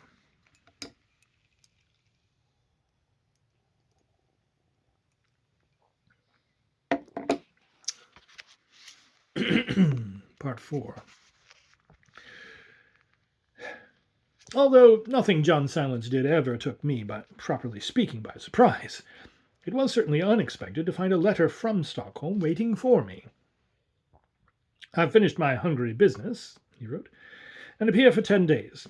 Do not hesitate to send if you need me. If you telephone any morning from Waxholm, I can catch the afternoon steamer." My years of intercourse with him were full of coincidences of this description, and although he never sought to explain them by claiming any magical system of communication with my mind, I've never doubted that there actually existed some secret telepathic method by which he knew my circumstances and gauged the degree of my need, and that this power was independent of time in the sense that it saw into the future always seemed to me equally apparent. Sangri was as much relieved as I was, and within an hour of sunset that very evening we met him on the arrival of the little coasting steamer, and carried him off in the dinghy to the camp we had prepared on a neighboring island, meaning to start for home early next morning. "Now," he said when supper was over and we were smoking round the fire, "let me hear your story." He glanced from one to the other, smiling. "You tell it, Mr. Hubbard," Sangri interrupted abruptly, and went off a little way to wash the dishes, yet not so far as to be out of earshot, and while he splashed with the hot water and scraped the tin plates with sand and moss, my voice, unbroken by a single question from Dr. Silence, ran on for the next half hour with the best account I could give of what had happened. My listener lay on the other side of the fire, his face half hidden by a big sombrero. Sometimes he glanced up questioningly when a point needed elaboration, but he uttered no single word till I had reached the end, and his manner all through the recital was grave and attentive. Overhead, the wash of the wind in the pine branches filled in the pauses. The darkness settled down over the sea, and the stars came out in thousands, and by the time I finished, the moon had risen to flood the scene with silver. Yet by his face and eyes I knew quite well that the doctor was listening to something he expected to hear, even if he had not actually anticipated all the details. "You did well to send for me," he said very low, with a significant glance at me when I finished. "Very well." And for one swift second his eye took in Sangri. "For what we have to deal with here is nothing more than a werewolf. Rare enough, I'm glad to say, but often very sad, and sometimes very terrible." I jumped as though I'd been shot, but the next second was heartily ashamed of my want of control, for this brief remark, confirming as it did my own worst suspicions, did more to convince me of the gravity of the adventure than any number of questions or explanations. It seemed to draw close the circle about us, shutting a door somewhere that locked us in with the animal and the horror, and turning the key. Whatever it was had now to be faced and dealt with. "No one has been actually injured so far?" he asked aloud, but in a matter-of-fact tone that lent reality to grim possibilities. "Good heavens, no!" cried the Canadian, throwing down his dishcloth and coming forward into the circle of firelight. "Surely there can be no question of this poor starved beast injuring anybody, can there?" His hair straggled untidily over his forehead, and there was a gleam in his eyes that was not all reflection from the fire. His words made me turn sharply. We all laughed, a little short, forced laugh. "I trust not indeed," Dr. Silence said quietly. "But what makes you think the creature is starved?" He asked the question with his eyes straight on the other's face.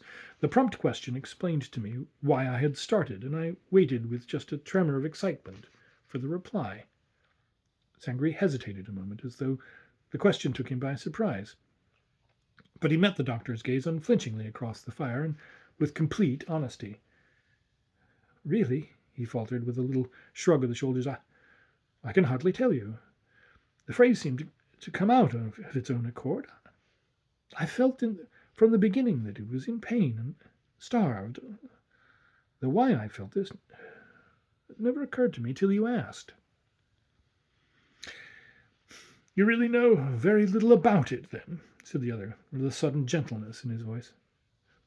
"No more than that," Sangri replied, looking at him with a puzzled expression that was unmistakably genuine. "In fact, nothing at all, really," he added by way of further explanation.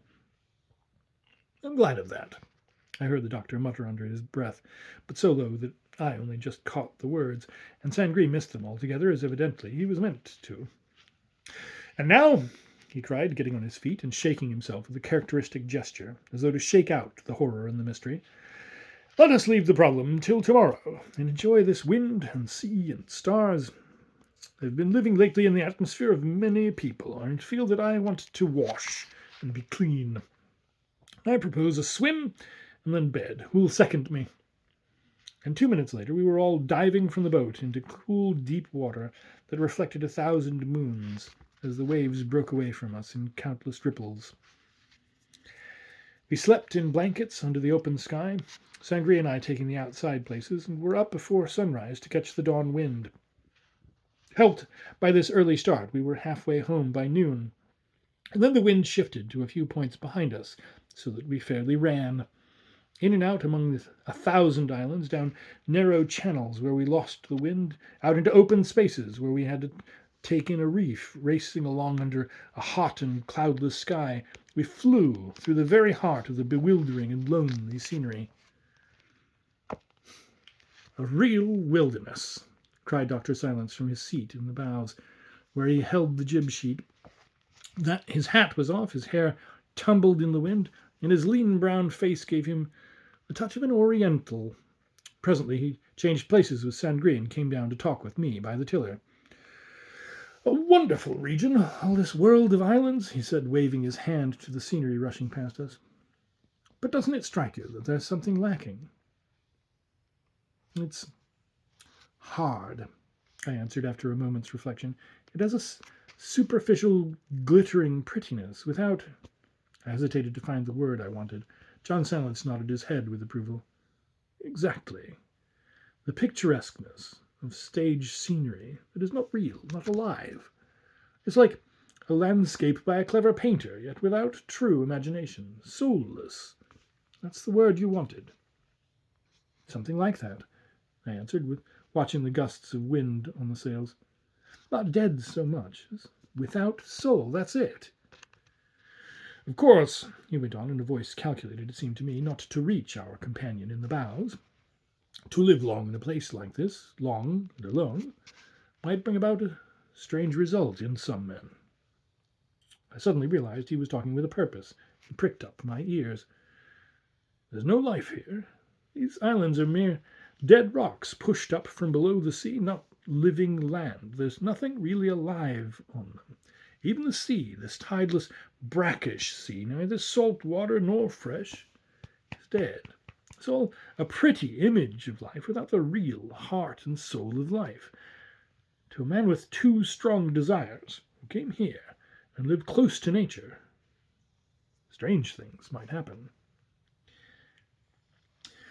"Let her out a bit," I shouted to Sangri, who was coming aft. "The wind's gusty, and we've got hardly any ballast." He went back to the bows, and Dr. Silence continued. "Here, I mean, a long sojourn would lead to deterioration, to degeneration. The place is utterly unsoftened by human influences, by any humanizing associations of history, good or bad. This landscape has never awakened into life. It is still dreaming in its primitive sleep." "In time," I put in, "you mean a man living here might become brutal?" "The passions would run wild, selfishness become supreme, the instincts coarsen, and turn savage, probably. But in other places, just as wild, parts of Italy, for instance, where there are other moderating influences, it could not happen. The character might grow wild, savage, too, in a sense, but with a human wildness one could understand and deal with. But here, in a hard place like this, it might be otherwise." He spoke slowly, weighing his words carefully. I looked at him with many questions in my eyes, and a precautionary cry to Sangri to stay in the forepart of the boat, out of earshot.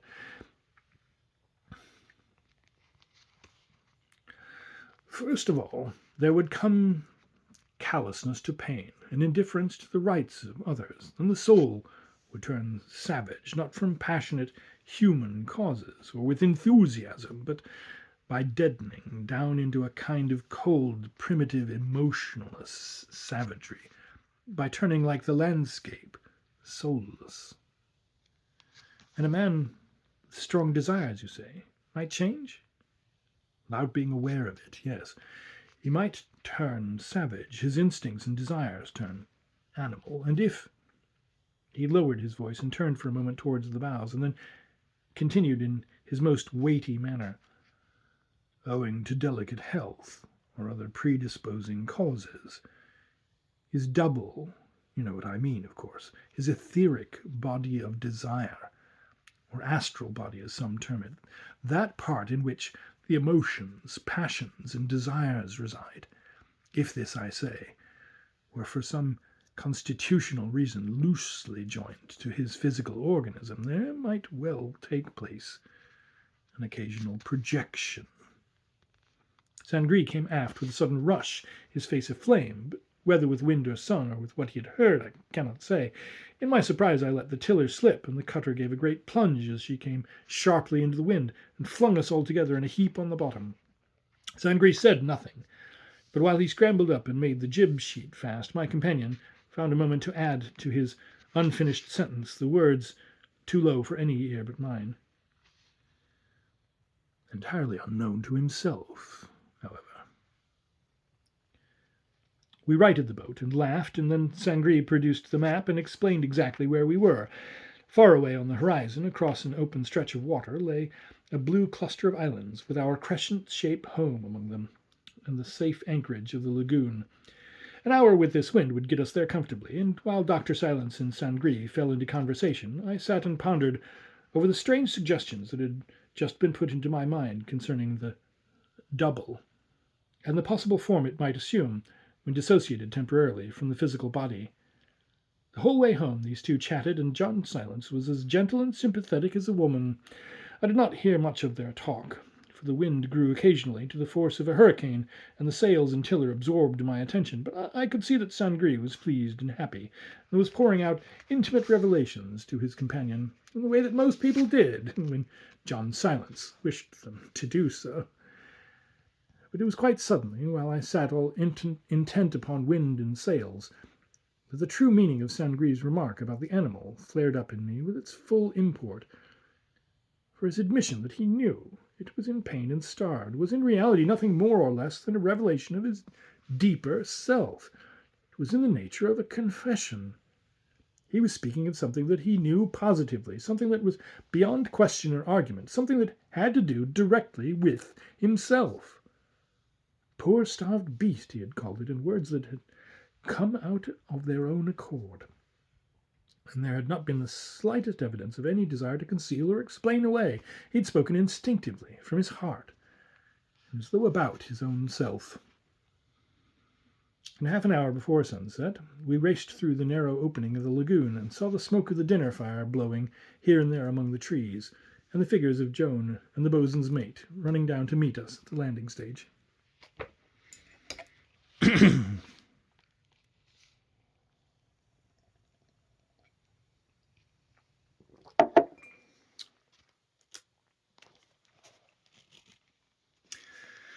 Part 5. Everything changed. From the moment John Silence set foot on that island, it was like the effect produced by calling in some big doctor, some great arbiter of life and death, for consultation. The sense of gravity increased 100-fold.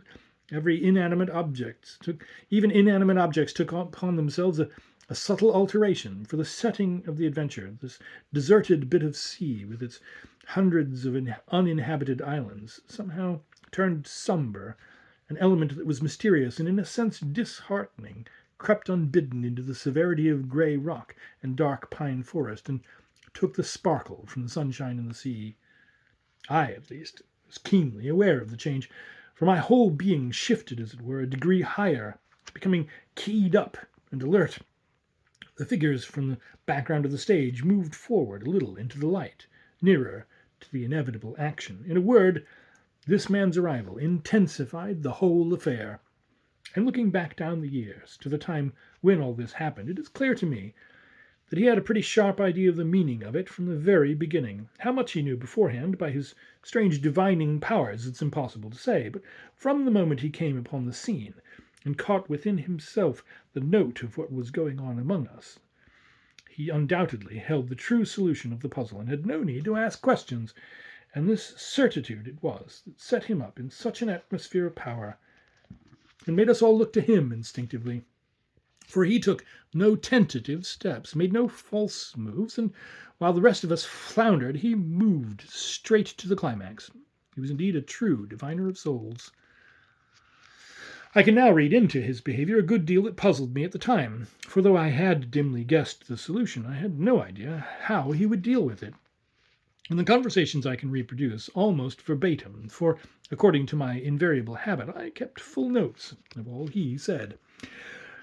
To Mrs. Maloney, foolish and dazed, to Joan, alarmed yet plucky, and to the clergyman, moved by his daughter's distress below his usual shallow emotions, he gave the best possible treatment in the best possible way, yet all so easily and simply as to make it appear naturally spontaneous. For he dominated the bosun's mate, taking the measure of her ignorance with infinite patience. He keyed up Joan, stirring her courage and interest to the highest point for her own safety, and the Reverend Timothy he soothed and comforted, while obtaining his implicit obedience by taking him into his confidence and leading him gradually to a comprehension of the issue that was bound to follow. And St. Gris, here his wisdom was most wisely calculated. He neglected outwardly, because inwardly he was the object of his unceasing and most concentrated attention.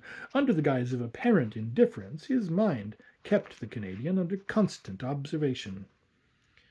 There was a restless feeling in the camp that evening, and none of us lingered round the fire after supper as usual.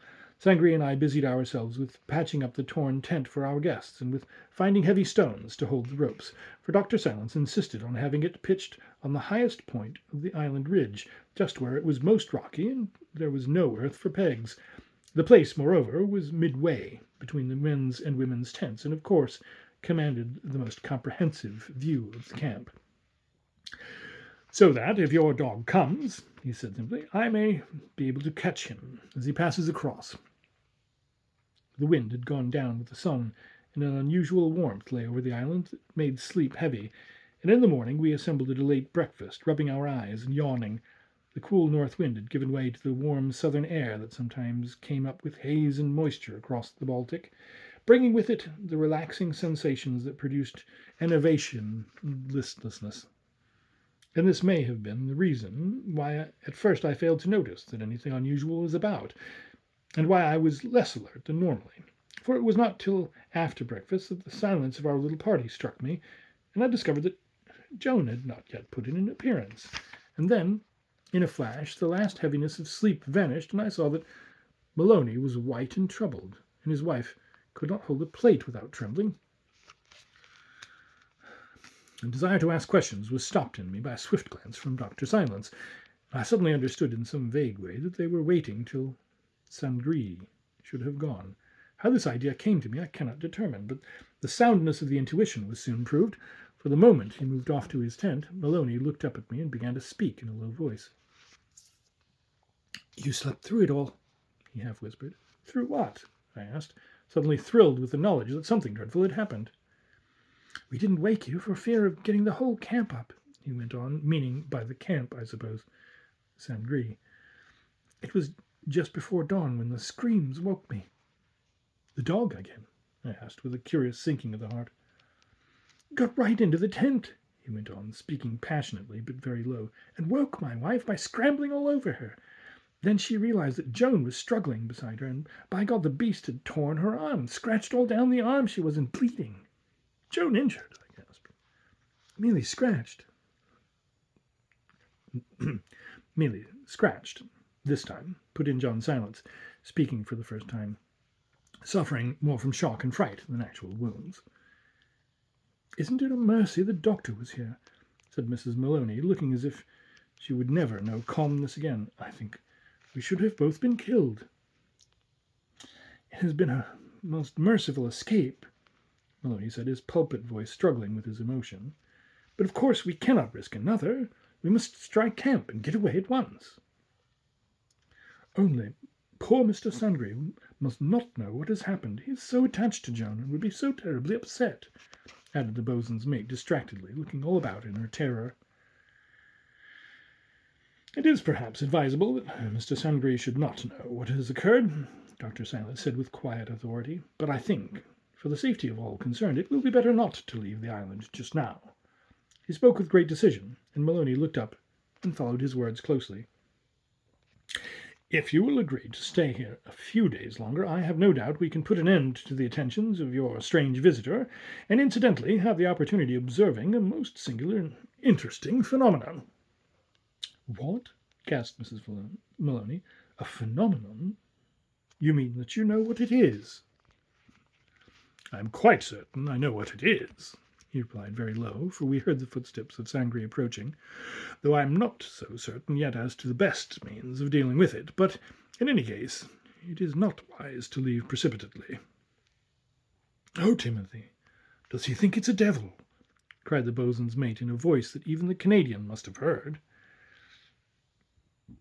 "In my opinion," continued John Silence, looking across at me and the clergyman, "it is a case of modern lycanthropy with other complications that may—" He left the sentence unfinished, for Mrs. Maloney got up with a jump and fled to her tent, fearful she might hear a worse thing. And at that moment Sangre turned the corner of the stockade and came into view. "There are footmarks all round the mouth of my tent," he said with excitement. "The animal has been here again in the night, Dr. Silence. You really must come and see them for yourself. There is plain on the mosses tracks in snow." But later in the day, while Sangre went off in the canoe to fish the pools near the larger islands, Joan still lay bandaged and resting in her tent. Dr. Silence called me and the tutor, and proposed a walk to the granite slabs at the far end. Mrs. Maloney sat on a stump near her daughter and busied herself energetically with alternate nursing and painting. "We'll leave you in charge," the doctor said with a smile that was meant to be encouraging. "And when you want us for lunch or anything, the megaphone will always bring us back in time." For though the very air was charged with strange emotions, everyone talked quietly and naturally, as with a definite desire to counteract unnecessary excitement.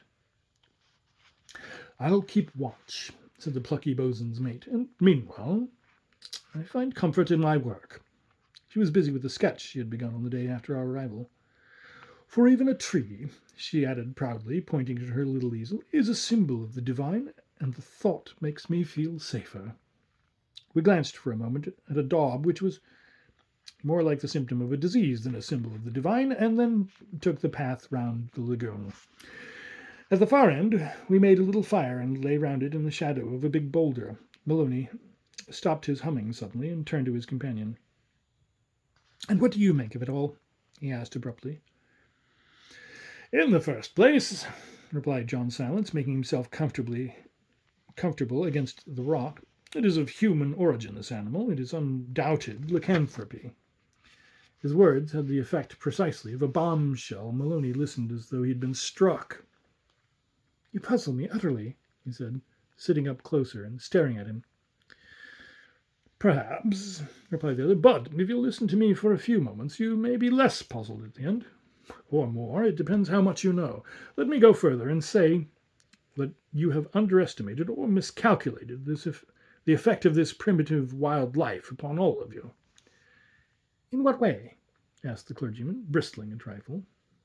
"It is strong medicine for any town dweller, and for some of you it has been too strong. One of you has gone wild."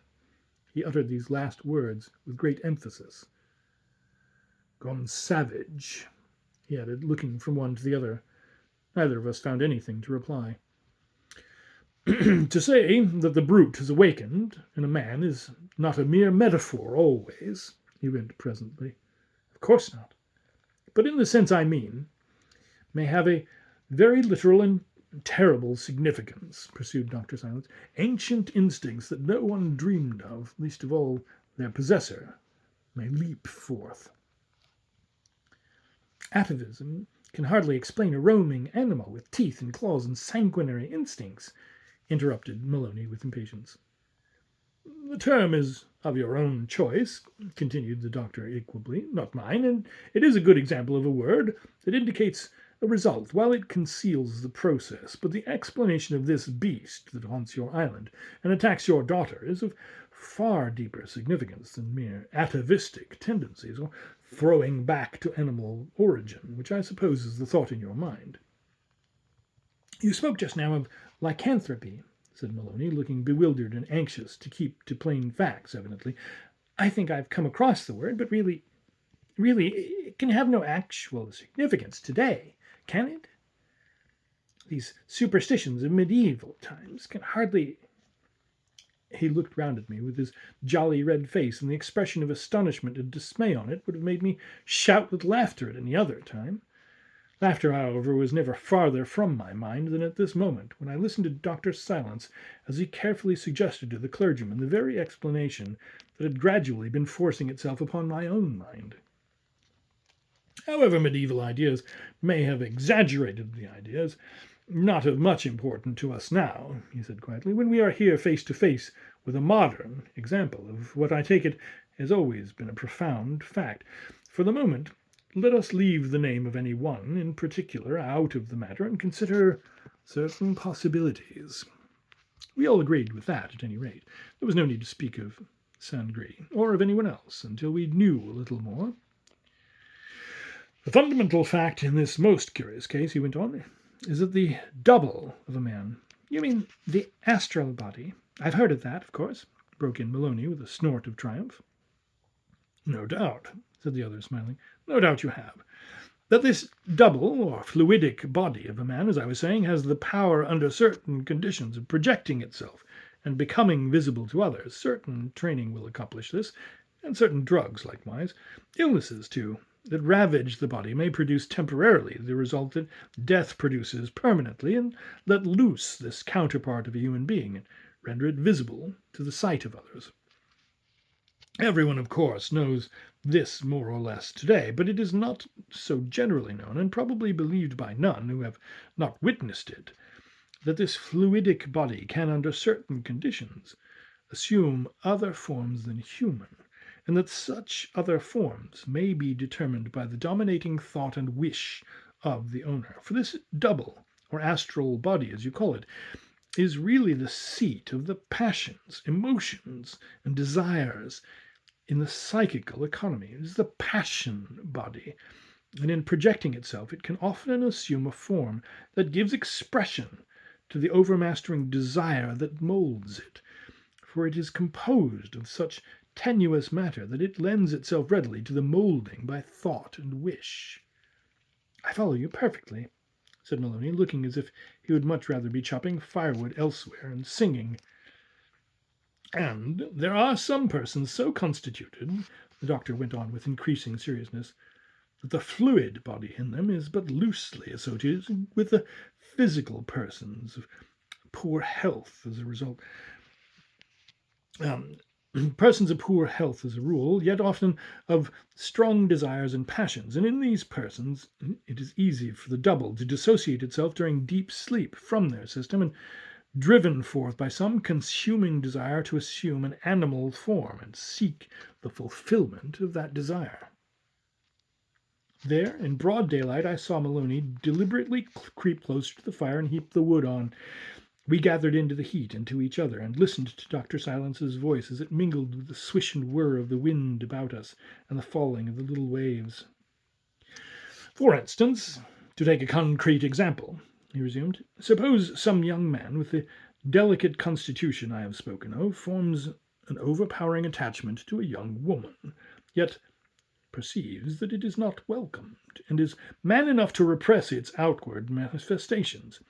In such a case, supposing his double be easily projected, the very repression of his love in the daytime would add to the intense force of his desire when released in deep sleep from the control of his will, and his fluidic body might issue forth in monstrous or animal shape and become actually visible to others.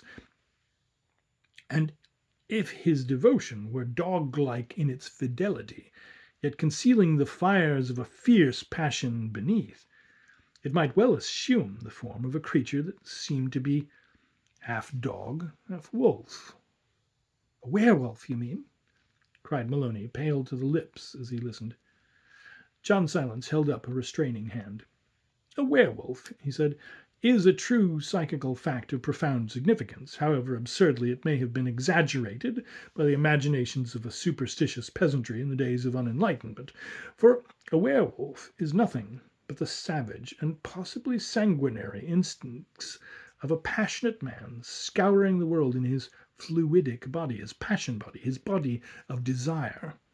As in the case at hand, he may not know it.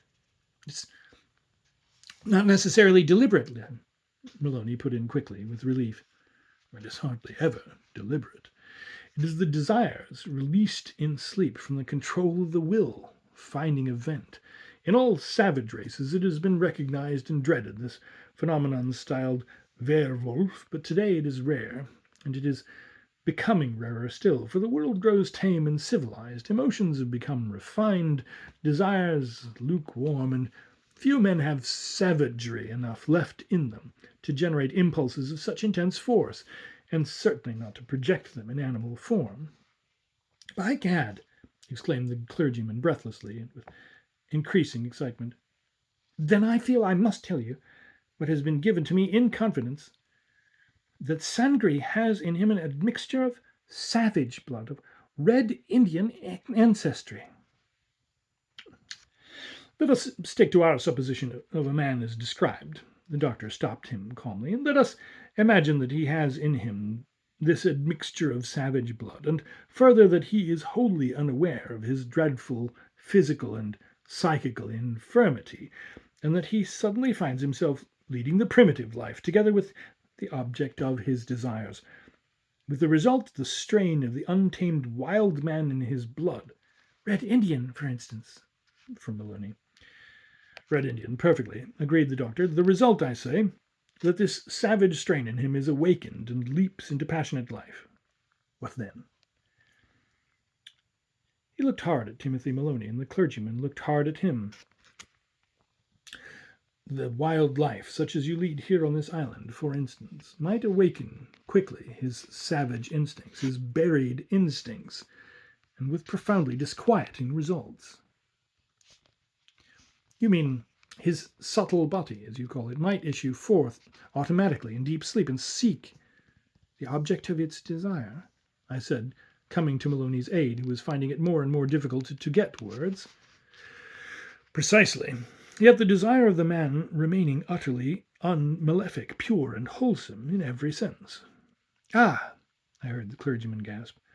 "The lover's desire for union, run wild, run savage, tearing its way out in primitive, untamed fashion, I mean," continued the doctor, striving to make himself clear to a mind bounded by conventional thought and knowledge. "For the desire to possess, remember, may easily become importunate, and embodied in this animal form of the subtle body, which acts as its vehicle, may go forth to tear in pieces all it obstructs, to reach to the very heart of the loved one and seize it. Au fond, it is nothing more than the aspiration for union, as I said, the splendid and perfectly clean desire to absorb utterly into itself." He paused a moment and looked into Maloney's eyes. "To bathe in the very heart's blood of the one desired," he added with grave emphasis. The fire spurted and crackled and made me start, but Maloney found relief in a genuine shudder, and I saw him turn his head and look about him from the sea to the trees. The wind dropped just at that moment, and the doctor's words rang sharply through the stillness. "Then it might even kill," stammered the clergyman presently in a hushed voice, and with a little forced laugh by way of protest that sounded quite ghastly. "In the last resort, it might kill," repeated Dr. Silence. Then, after another pause, during which he was clearly debating how much or how little it was wise to give to his audience, he continued, "And if the double does not succeed in getting back to its physical body, that physical body would wake an imbecile, an idiot, or perhaps never wake at all." Maloney sat up and found his tongue.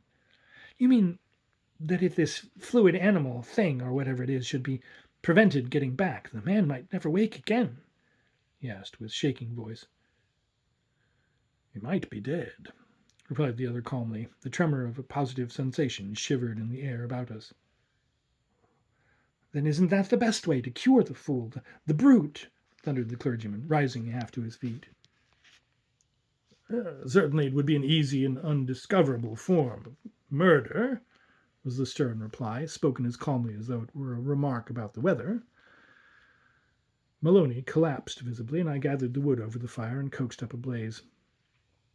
"The greater part of the man's life, of his vital forces, goes out with this double," Dr. Silence resumed after a moment's consideration, "and a considerable portion of the actual material of his physical body. So the physical body that remains behind is depleted not only of force, but of matter. You would see it small, shrunken, dropped together, just like the body of a materializing medium at a seance. Moreover, any mark or injury inflicted upon this double will be found exactly reproduced by the phenomenon of repercussion upon the shrunken physical body lying in its trance." "Any injury inflicted upon the one, you say, will be reproduced also on the other?"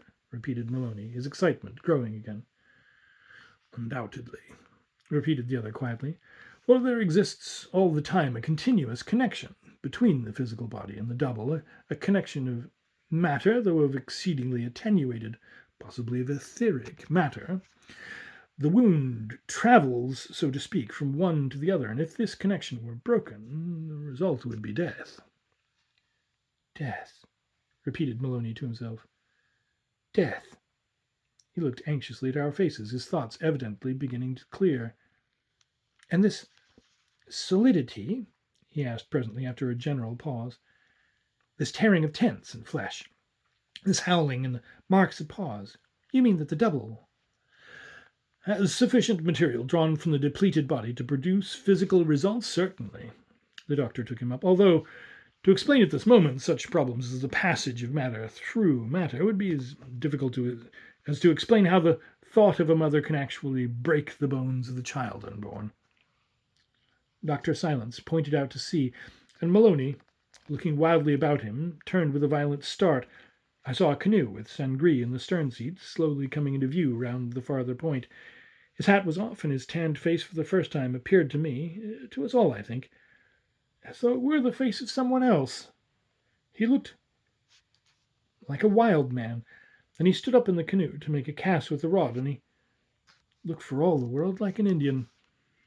I recalled the expression of his face as I had seen it once or twice, notably on that occasion of the evening prayer, and an involuntary shudder ran down my spine. At that very instant he turned and saw us where we lay, and his face broke into a smile, so that his teeth showed white in the sun. He looked in his element and exceedingly attractive. He called out something about his fish, and soon after passed out of sight into the lagoon. For a time none of us said a word. "And the cure?" ventured Maloney at length. "Is not to quench this savage force," replied Dr. Silence, "but to steer it better, to provide other outlets. This is the solution of all these problems of accumulated force, for this force is the raw material of usefulness and should be increased and cherished, not by separating it from the body by death, but by raising it to higher channels. The best and quickest cure of all," he went on, speaking very gently and with a hand upon the clergyman's arm, "is to lead it towards its object, provided that object is not unalterably hostile. To let it find rest where—" He stopped abruptly, and the eyes of the two men met in a single glance of comprehension. "Joan?" Maloney exclaimed under his breath. "Joan," replied John Silence. We all went to bed early. The day had been unusually warm, and after sunset a curious hush descended on the island. Nothing was audible but that faint, ghostly singing which is inseparable from a pine wood even on the stillest days, a low, searching sound, as though the wind had hair and trailed it over the world. With the sudden cooling of the atmosphere, a sea fog began to form.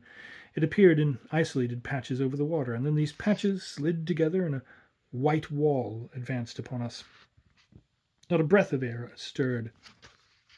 The firs stood like flat metal outlines. The sea became as oil. The whole scene lay as though held motionless by some huge weight in the air. The flames from our fire, the largest we'd ever made, rose upwards, straight as a church steeple. As I followed the rest of our party tentwards, having kicked the embers of the fire into safety, the advance guard of the fog was creeping slowly among the trees, like white arms feeling their way. Mingled with the smoke was the odor of moss and soil and bark, and the peculiar flavor of the Baltic, half salt, half brackish, like the smell of an estuary at low water. It is difficult to say why it seemed to me that this deep stillness masked an intense activity. Perhaps in every mood lies the suggestion of its opposite, so that I became aware of the contrast of furious energy, for it was like moving through the deep pause before a thunderstorm, and I trod gently, lest by breaking a twig or moving a stone I might set the whole scene into some kind of tumultuous movement. Actually, no doubt, it was nothing more than a result of overstrung nerves. There was no more question of undressing and going to bed than there was of undressing and going to bathe. Some sense in me was alert and expectant. I sat in my tent and waited. And at the end of half an hour or so, my waiting was justified, for the canvas suddenly shivered, and someone tripped over the ropes that held it to the earth. John Silence came in. The effect of his quiet entry was singular and prophetic. It was just as though the energy lying behind all this stillness had pressed forward to the edge of action. This, no doubt, was merely the quickening of my own mind. It had no other justification, for the presence of John Silence always suggested the near possibility of vigorous action, and as a matter of fact he came in with nothing more than a nod and significant gesture. He sat down on a corner of my ground sheet, and I pushed the blanket over so that he could cover his legs. He drew the flap of the tent after him and settled down, but hardly had he done so when the canvas shook a second time, and in blundered Maloney. "Sitting in the dark," he said self-consciously, pushing his head inside and hanging up his lantern on the ridge-pole nail. "I just slipped in for a smoke, I suppose." He glanced round, caught the eye of Dr. Silence, and stopped. He put his pipe back into his pocket and began to hum softly, that underbreath humming of a nondescript melody I knew so well and had come to hate. Dr. Silence leaned forward, opened the lantern, and blew the light out. "Speak low, and don't strike matches. Listen for sounds and movements about the camp, and be ready to follow me at a moment's notice." There was light enough to distinguish our faces easily, and I saw Maloney glance again hurriedly at both of us. "Is the camp asleep?" the doctor asked presently, whispering. "Sangre is," replied the clergyman in a voice equally low. "I can't answer for the women. I think they're sitting up." "That's for the best." And then he added, "I wish the fog would thin a bit and let the moon through. Later we may want it." "It is lifting now, I think," Maloney whispered back. "It's over the top of the trees already." I cannot say what it was in this commonplace exchange of remarks that thrilled. Perhaps Maloney's swift acquiescence in the doctor's mood had something to do with it, but for his quick obedience certainly impressed me a good deal.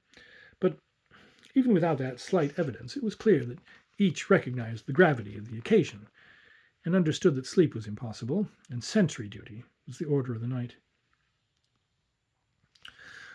"Report to me," repeated John Silence once again, "the least sound, and do nothing precipitately." He shifted across to the mouth of the tent and raised the flap, fastening it against the pole so that he could see out. Maloney stopped humming and began to force the breath through his teeth with a kind of faint hissing, treating us to a medley of church hymns and popular songs of the day. Then the tent trembled as though someone had touched it. "That's the wind rising," whispered the clergyman, and pulled the flap open as far as it would go. A waft of cold, damp air entered and made us shiver, and with it came a sound of the sea as the first wave washed its way softly along the shores. "It's got round to the north," he added, and following his voice came a long-drawn whisper that rose from the whole island as the trees sent forth a sighing response. "The fog will move a bit now. I can make out a lane across the sea already." "Hush!" said Dr. Silence, for Maloney's voice had risen above a whisper, and we settled down again to another long period of watching and waiting, broken only by the occasional rubbing of shoulders against the canvas as we shifted our positions, and the increasing noise of waves on the outer coastline of the island, and overall heard the murmur of wind sweeping the tops of the trees like a great harp, and the faint tapping on the tent as drops fell from the branches with a sharp pinging sound. We had sat for something over an hour in this way, and Maloney and I were finding it increasingly hard to keep awake, when suddenly Dr. Silence rose to his feet and peered out. The next minute he was gone. Relieved of the dominating presence, the clergyman thrust his face close into mine. "I don't much care for this waiting game," he whispered, "but Silence wouldn't hear of my sitting up with the others. He said it would prevent anything happening if I did." "He knows," I answered shortly. "No doubt in the world about that," he whispered back. "It's this double business, as he calls it, or else it's obsession, as the Bible describes it. But it's bad, whichever it is.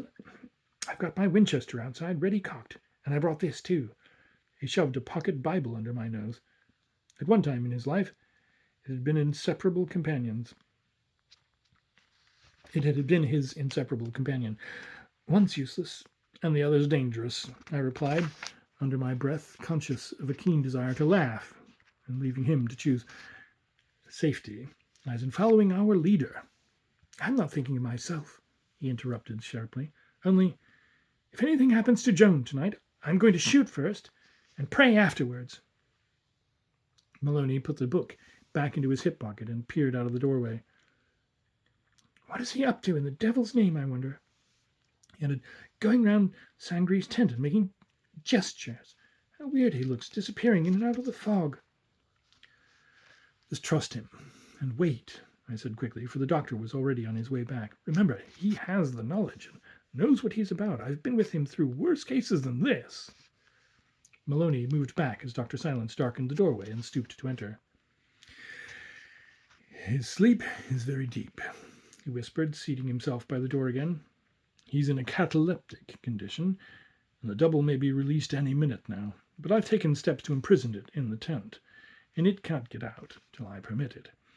Be on the watch for signs of movement." Then he looked hard at Maloney. "But no violence or shooting. Remember, Mr. Maloney, unless you want a murder on your hands, anything done to the double acts by repercussion upon the physical body.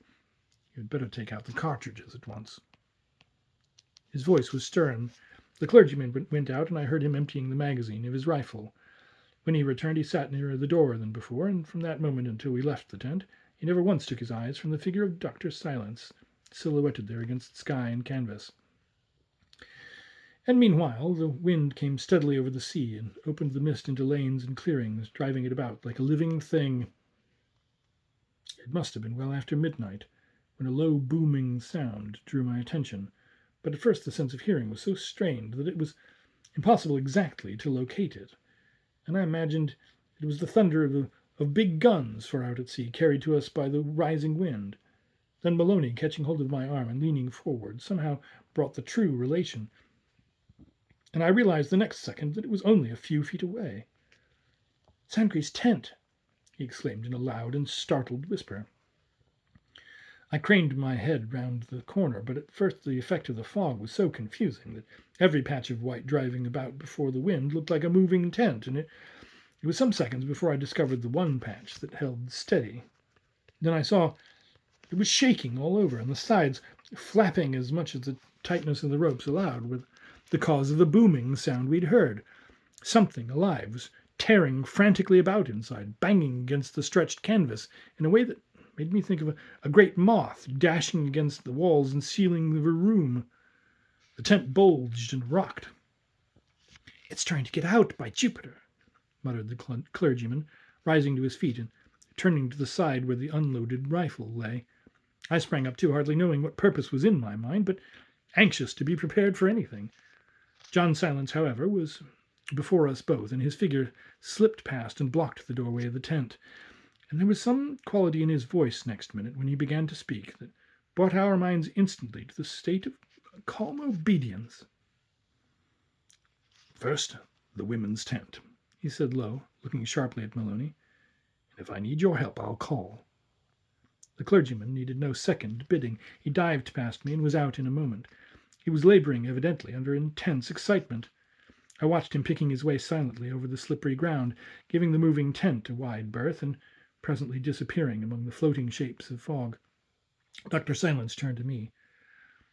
"You heard those footsteps about half an hour ago?"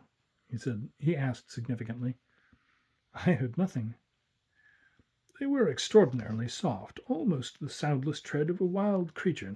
But now, follow me closely," he added, "for we must waste no time if I am to save this poor man from his affliction and lead his werewolf double to its rest. And unless I am much mistaken," he peered at me through the darkness, whispering with the utmost distinctness, "Joan and Sangri are absolutely made for one another, and I think she knows it too, just as well as he does." My head swam a little as I listened, but at the same time something cleared in my brain, and I saw that he was right. Yet it was all so weird and incredible, so remote from the commonplace facts of life as commonplace people know them. And more than once it flashed upon me that the whole scene, people, words, tents, and all the rest of it, were delusions created by the intense excitement of my own mind somehow, and that suddenly the sea fog would clear off and the world become normal again. Cold air from the sea stung our cheeks sharply as we left the close atmosphere of the little crowded tent. The sighing of the trees, the waves breaking below on the rocks, and the lines and patches of mist driving about us seemed to create the momentary illusion that the whole island had broken loose and was floating out to sea like a mighty raft. The doctor moved just ahead of me, quickly and silently. He was making straight for the Canadian's tent, where the sides still boomed and shook as the creature of sinister life raced and tore about impatiently within. A little distance from the door he paused and held up a hand to stop me. We were perhaps a dozen feet away. "Before I release it, you shall see for yourself," he said, "that the reality of the werewolf is beyond all question. The matter of which it is composed is of course exceedingly attenuated. But you are partially clairvoyant, and even if it is not dense enough for normal sight, you will see something." He added a little more I could not catch. The fact was, the curiously strong vibrating atmosphere surrounding his person somewhat confused my senses. It was the result, of course, of his intense concentration of mind and forces, and pervaded the entire camp and all the persons in it. And as I watched the canvas shake and heard it boom and flap, I heartily welcomed it, for it was also protective. At the back of Sangri's tent stood a thin group of pine trees, but in front and at the sides the ground was comparatively clear. The flap was wide open, and any ordinary animal would have been out and away without the least trouble. Dr. Silence led me up to within a few feet, evidently careful not to advance beyond a certain limit, and then stooped down and signaled to me to do the same. And looking over his shoulder, I saw the interior lit faintly by the spectral light reflected from the fog, and the dim blot upon the balsam boughs and blankets, signifying Sangri, while over him and round him and up and down him and flew the dark mass of something on 4 legs with pointed muzzle and sharp ears, plainly visible against the tent sides, and the occasional gleam of fiery eyes and white fangs. I held my breath and kept utterly still, inwardly and outwardly, for fear, I suppose, that the creature would become conscious of my presence. But the distress I felt went far deeper than the mere sense of personal safety, or the fact of watching something so incredibly active and real.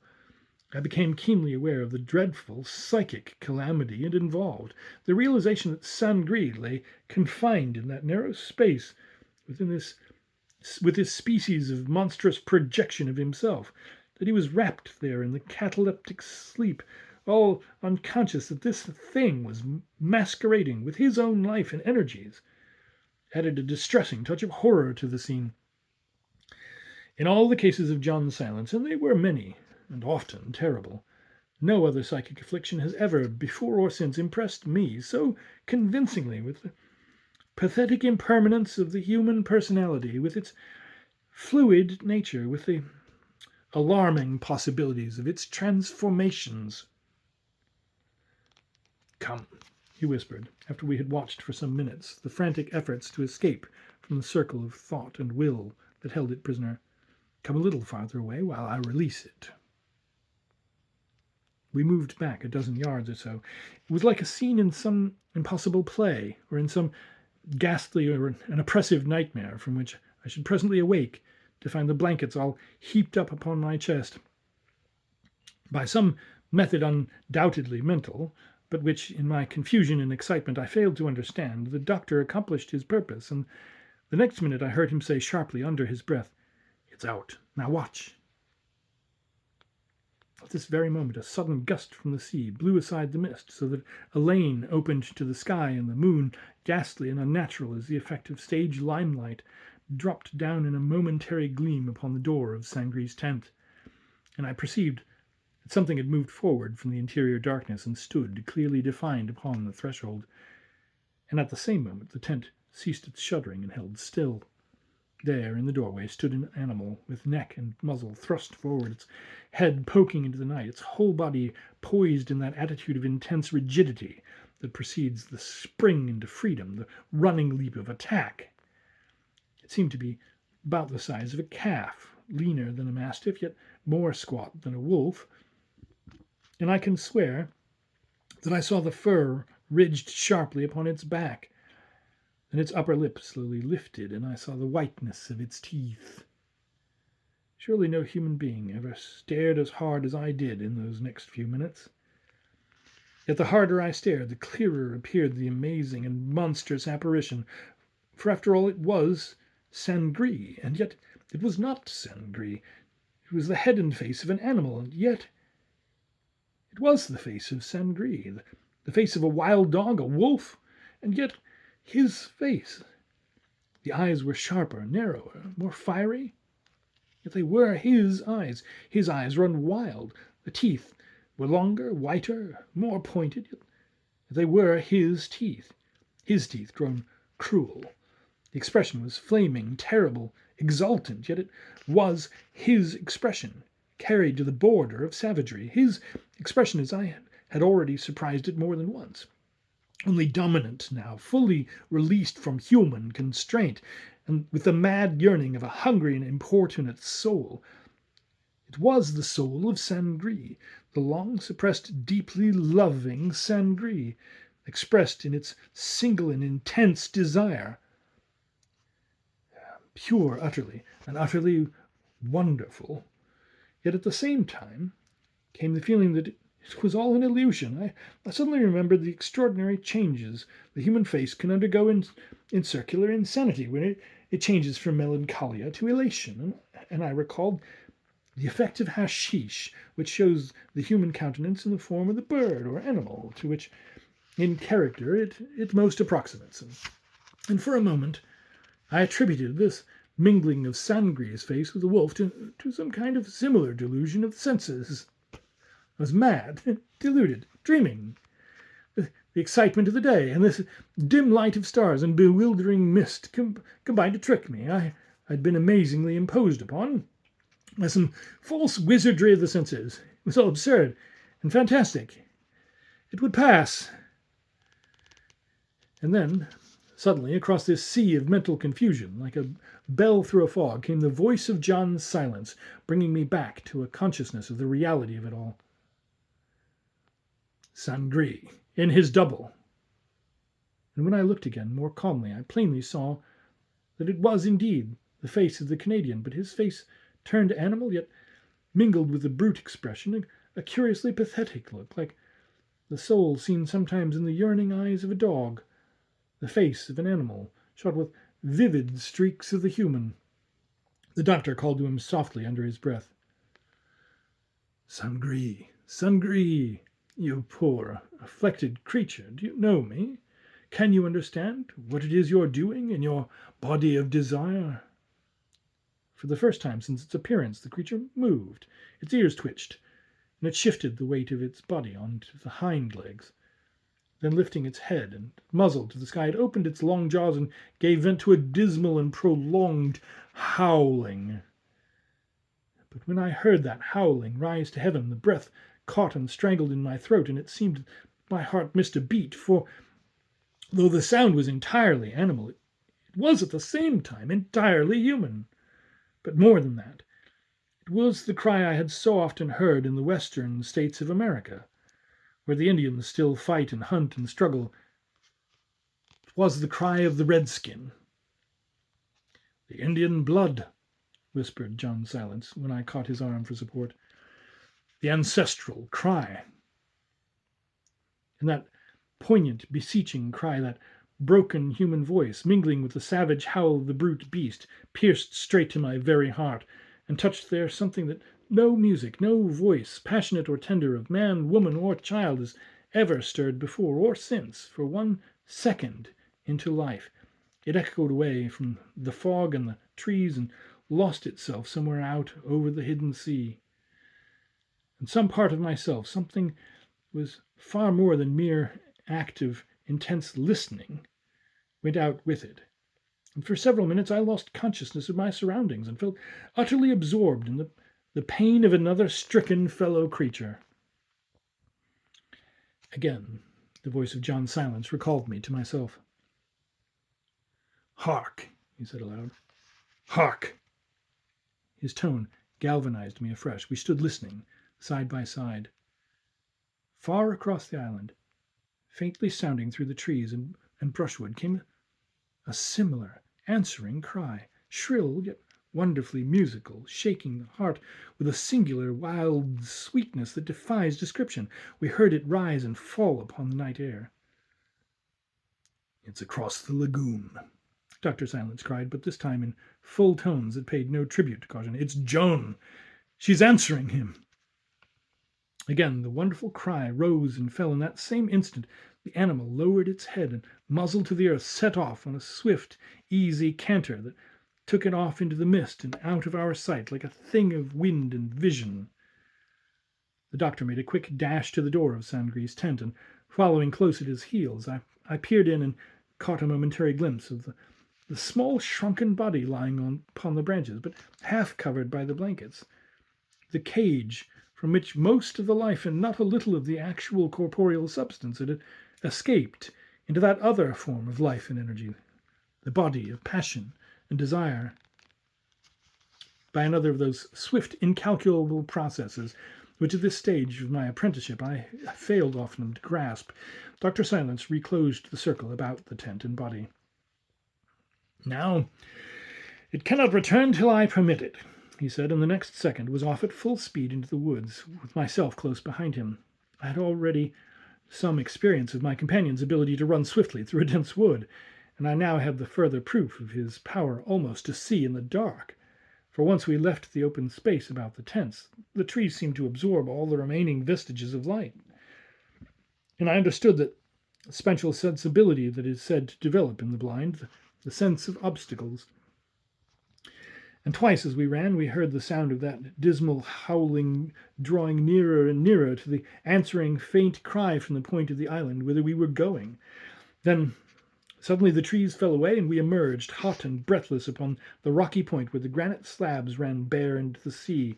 It was like passing into the clearness of open day, and there, sharply defined against sea and sky, stood the figure of a human being. It was Joan. I at once saw that there was something about her appearance that was singular and unusual, but it was only when we had moved quite close that I recognized what caused it. For while the lips wore a smile that lit the whole face with a happiness I'd never seen there before, the eyes themselves were fixed in a steady, sightless stare, as though they were lifeless and made of glass. I made an impulsive move forward, but Dr. Silence instantly dragged me back. "No," he cried, "don't wake her." "What do you mean?" I replied aloud, struggling in his grasp. "She's asleep. It's somnambulistic. The shock might injure her permanently." I turned and peered closely into his face. He was absolutely calm.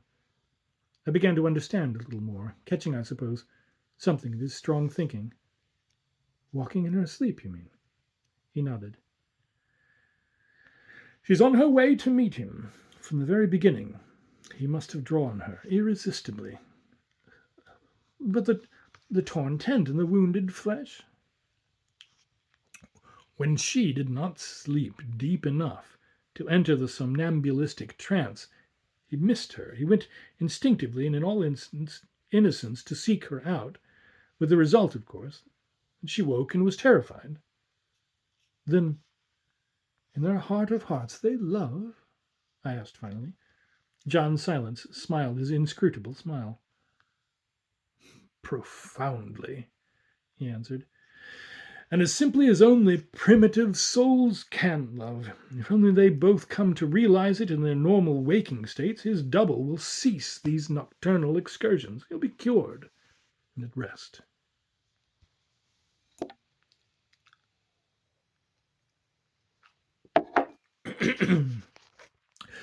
The words had hardly left his lips when there was a sound of rustling branches on our left, and the very next instant the dense brushwood parted where it was darkest, and out rushed the swift form of an animal at full gallop.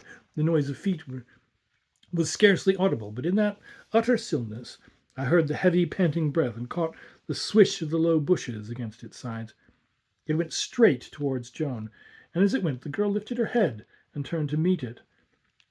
And the same instant a canoe that had been creeping silently and unobserved round the inner shore of the lagoon emerged from the shadows, and to find itself upon the water with a figure at the middle thwart. It was Maloney.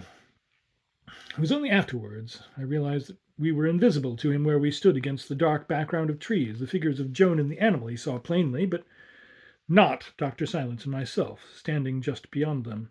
He looked up in the canoe and pointed with his right arm. I saw something gleam in his hand. "Stand aside, Joan girl, or you'll get hit," he shouted, his voice ringing horribly through the deep stillness, and the same instant a pistol shot cracked out with a burst of flame and smoke, and the figure of the animal, with one tremendous leap into the air, fell back in the shadows and disappeared like a shape of night and fog. Instantly then Joan opened her eyes, looked in a dazed fashion about her, and pressing both hands against her heart, fell with a sharp cry into my arms that were just in time to catch her. And an answering cry sounded across the lagoon, thin, wailing, piteous. It came from Saint-Gré's tent. "Fool!" cried Dr. Silence. "You've wounded him!" And before we could move or realize quite what it meant, he was in the canoe and halfway across the lagoon. Some kind of similar abuse came in a torrent from my lips, too, though I cannot remember the actual words, as I cursed the man for his disobedience and tried to make the girl comfortable on the ground. But the clergyman was more practical. He was spreading his coat over her and dashing water on her face.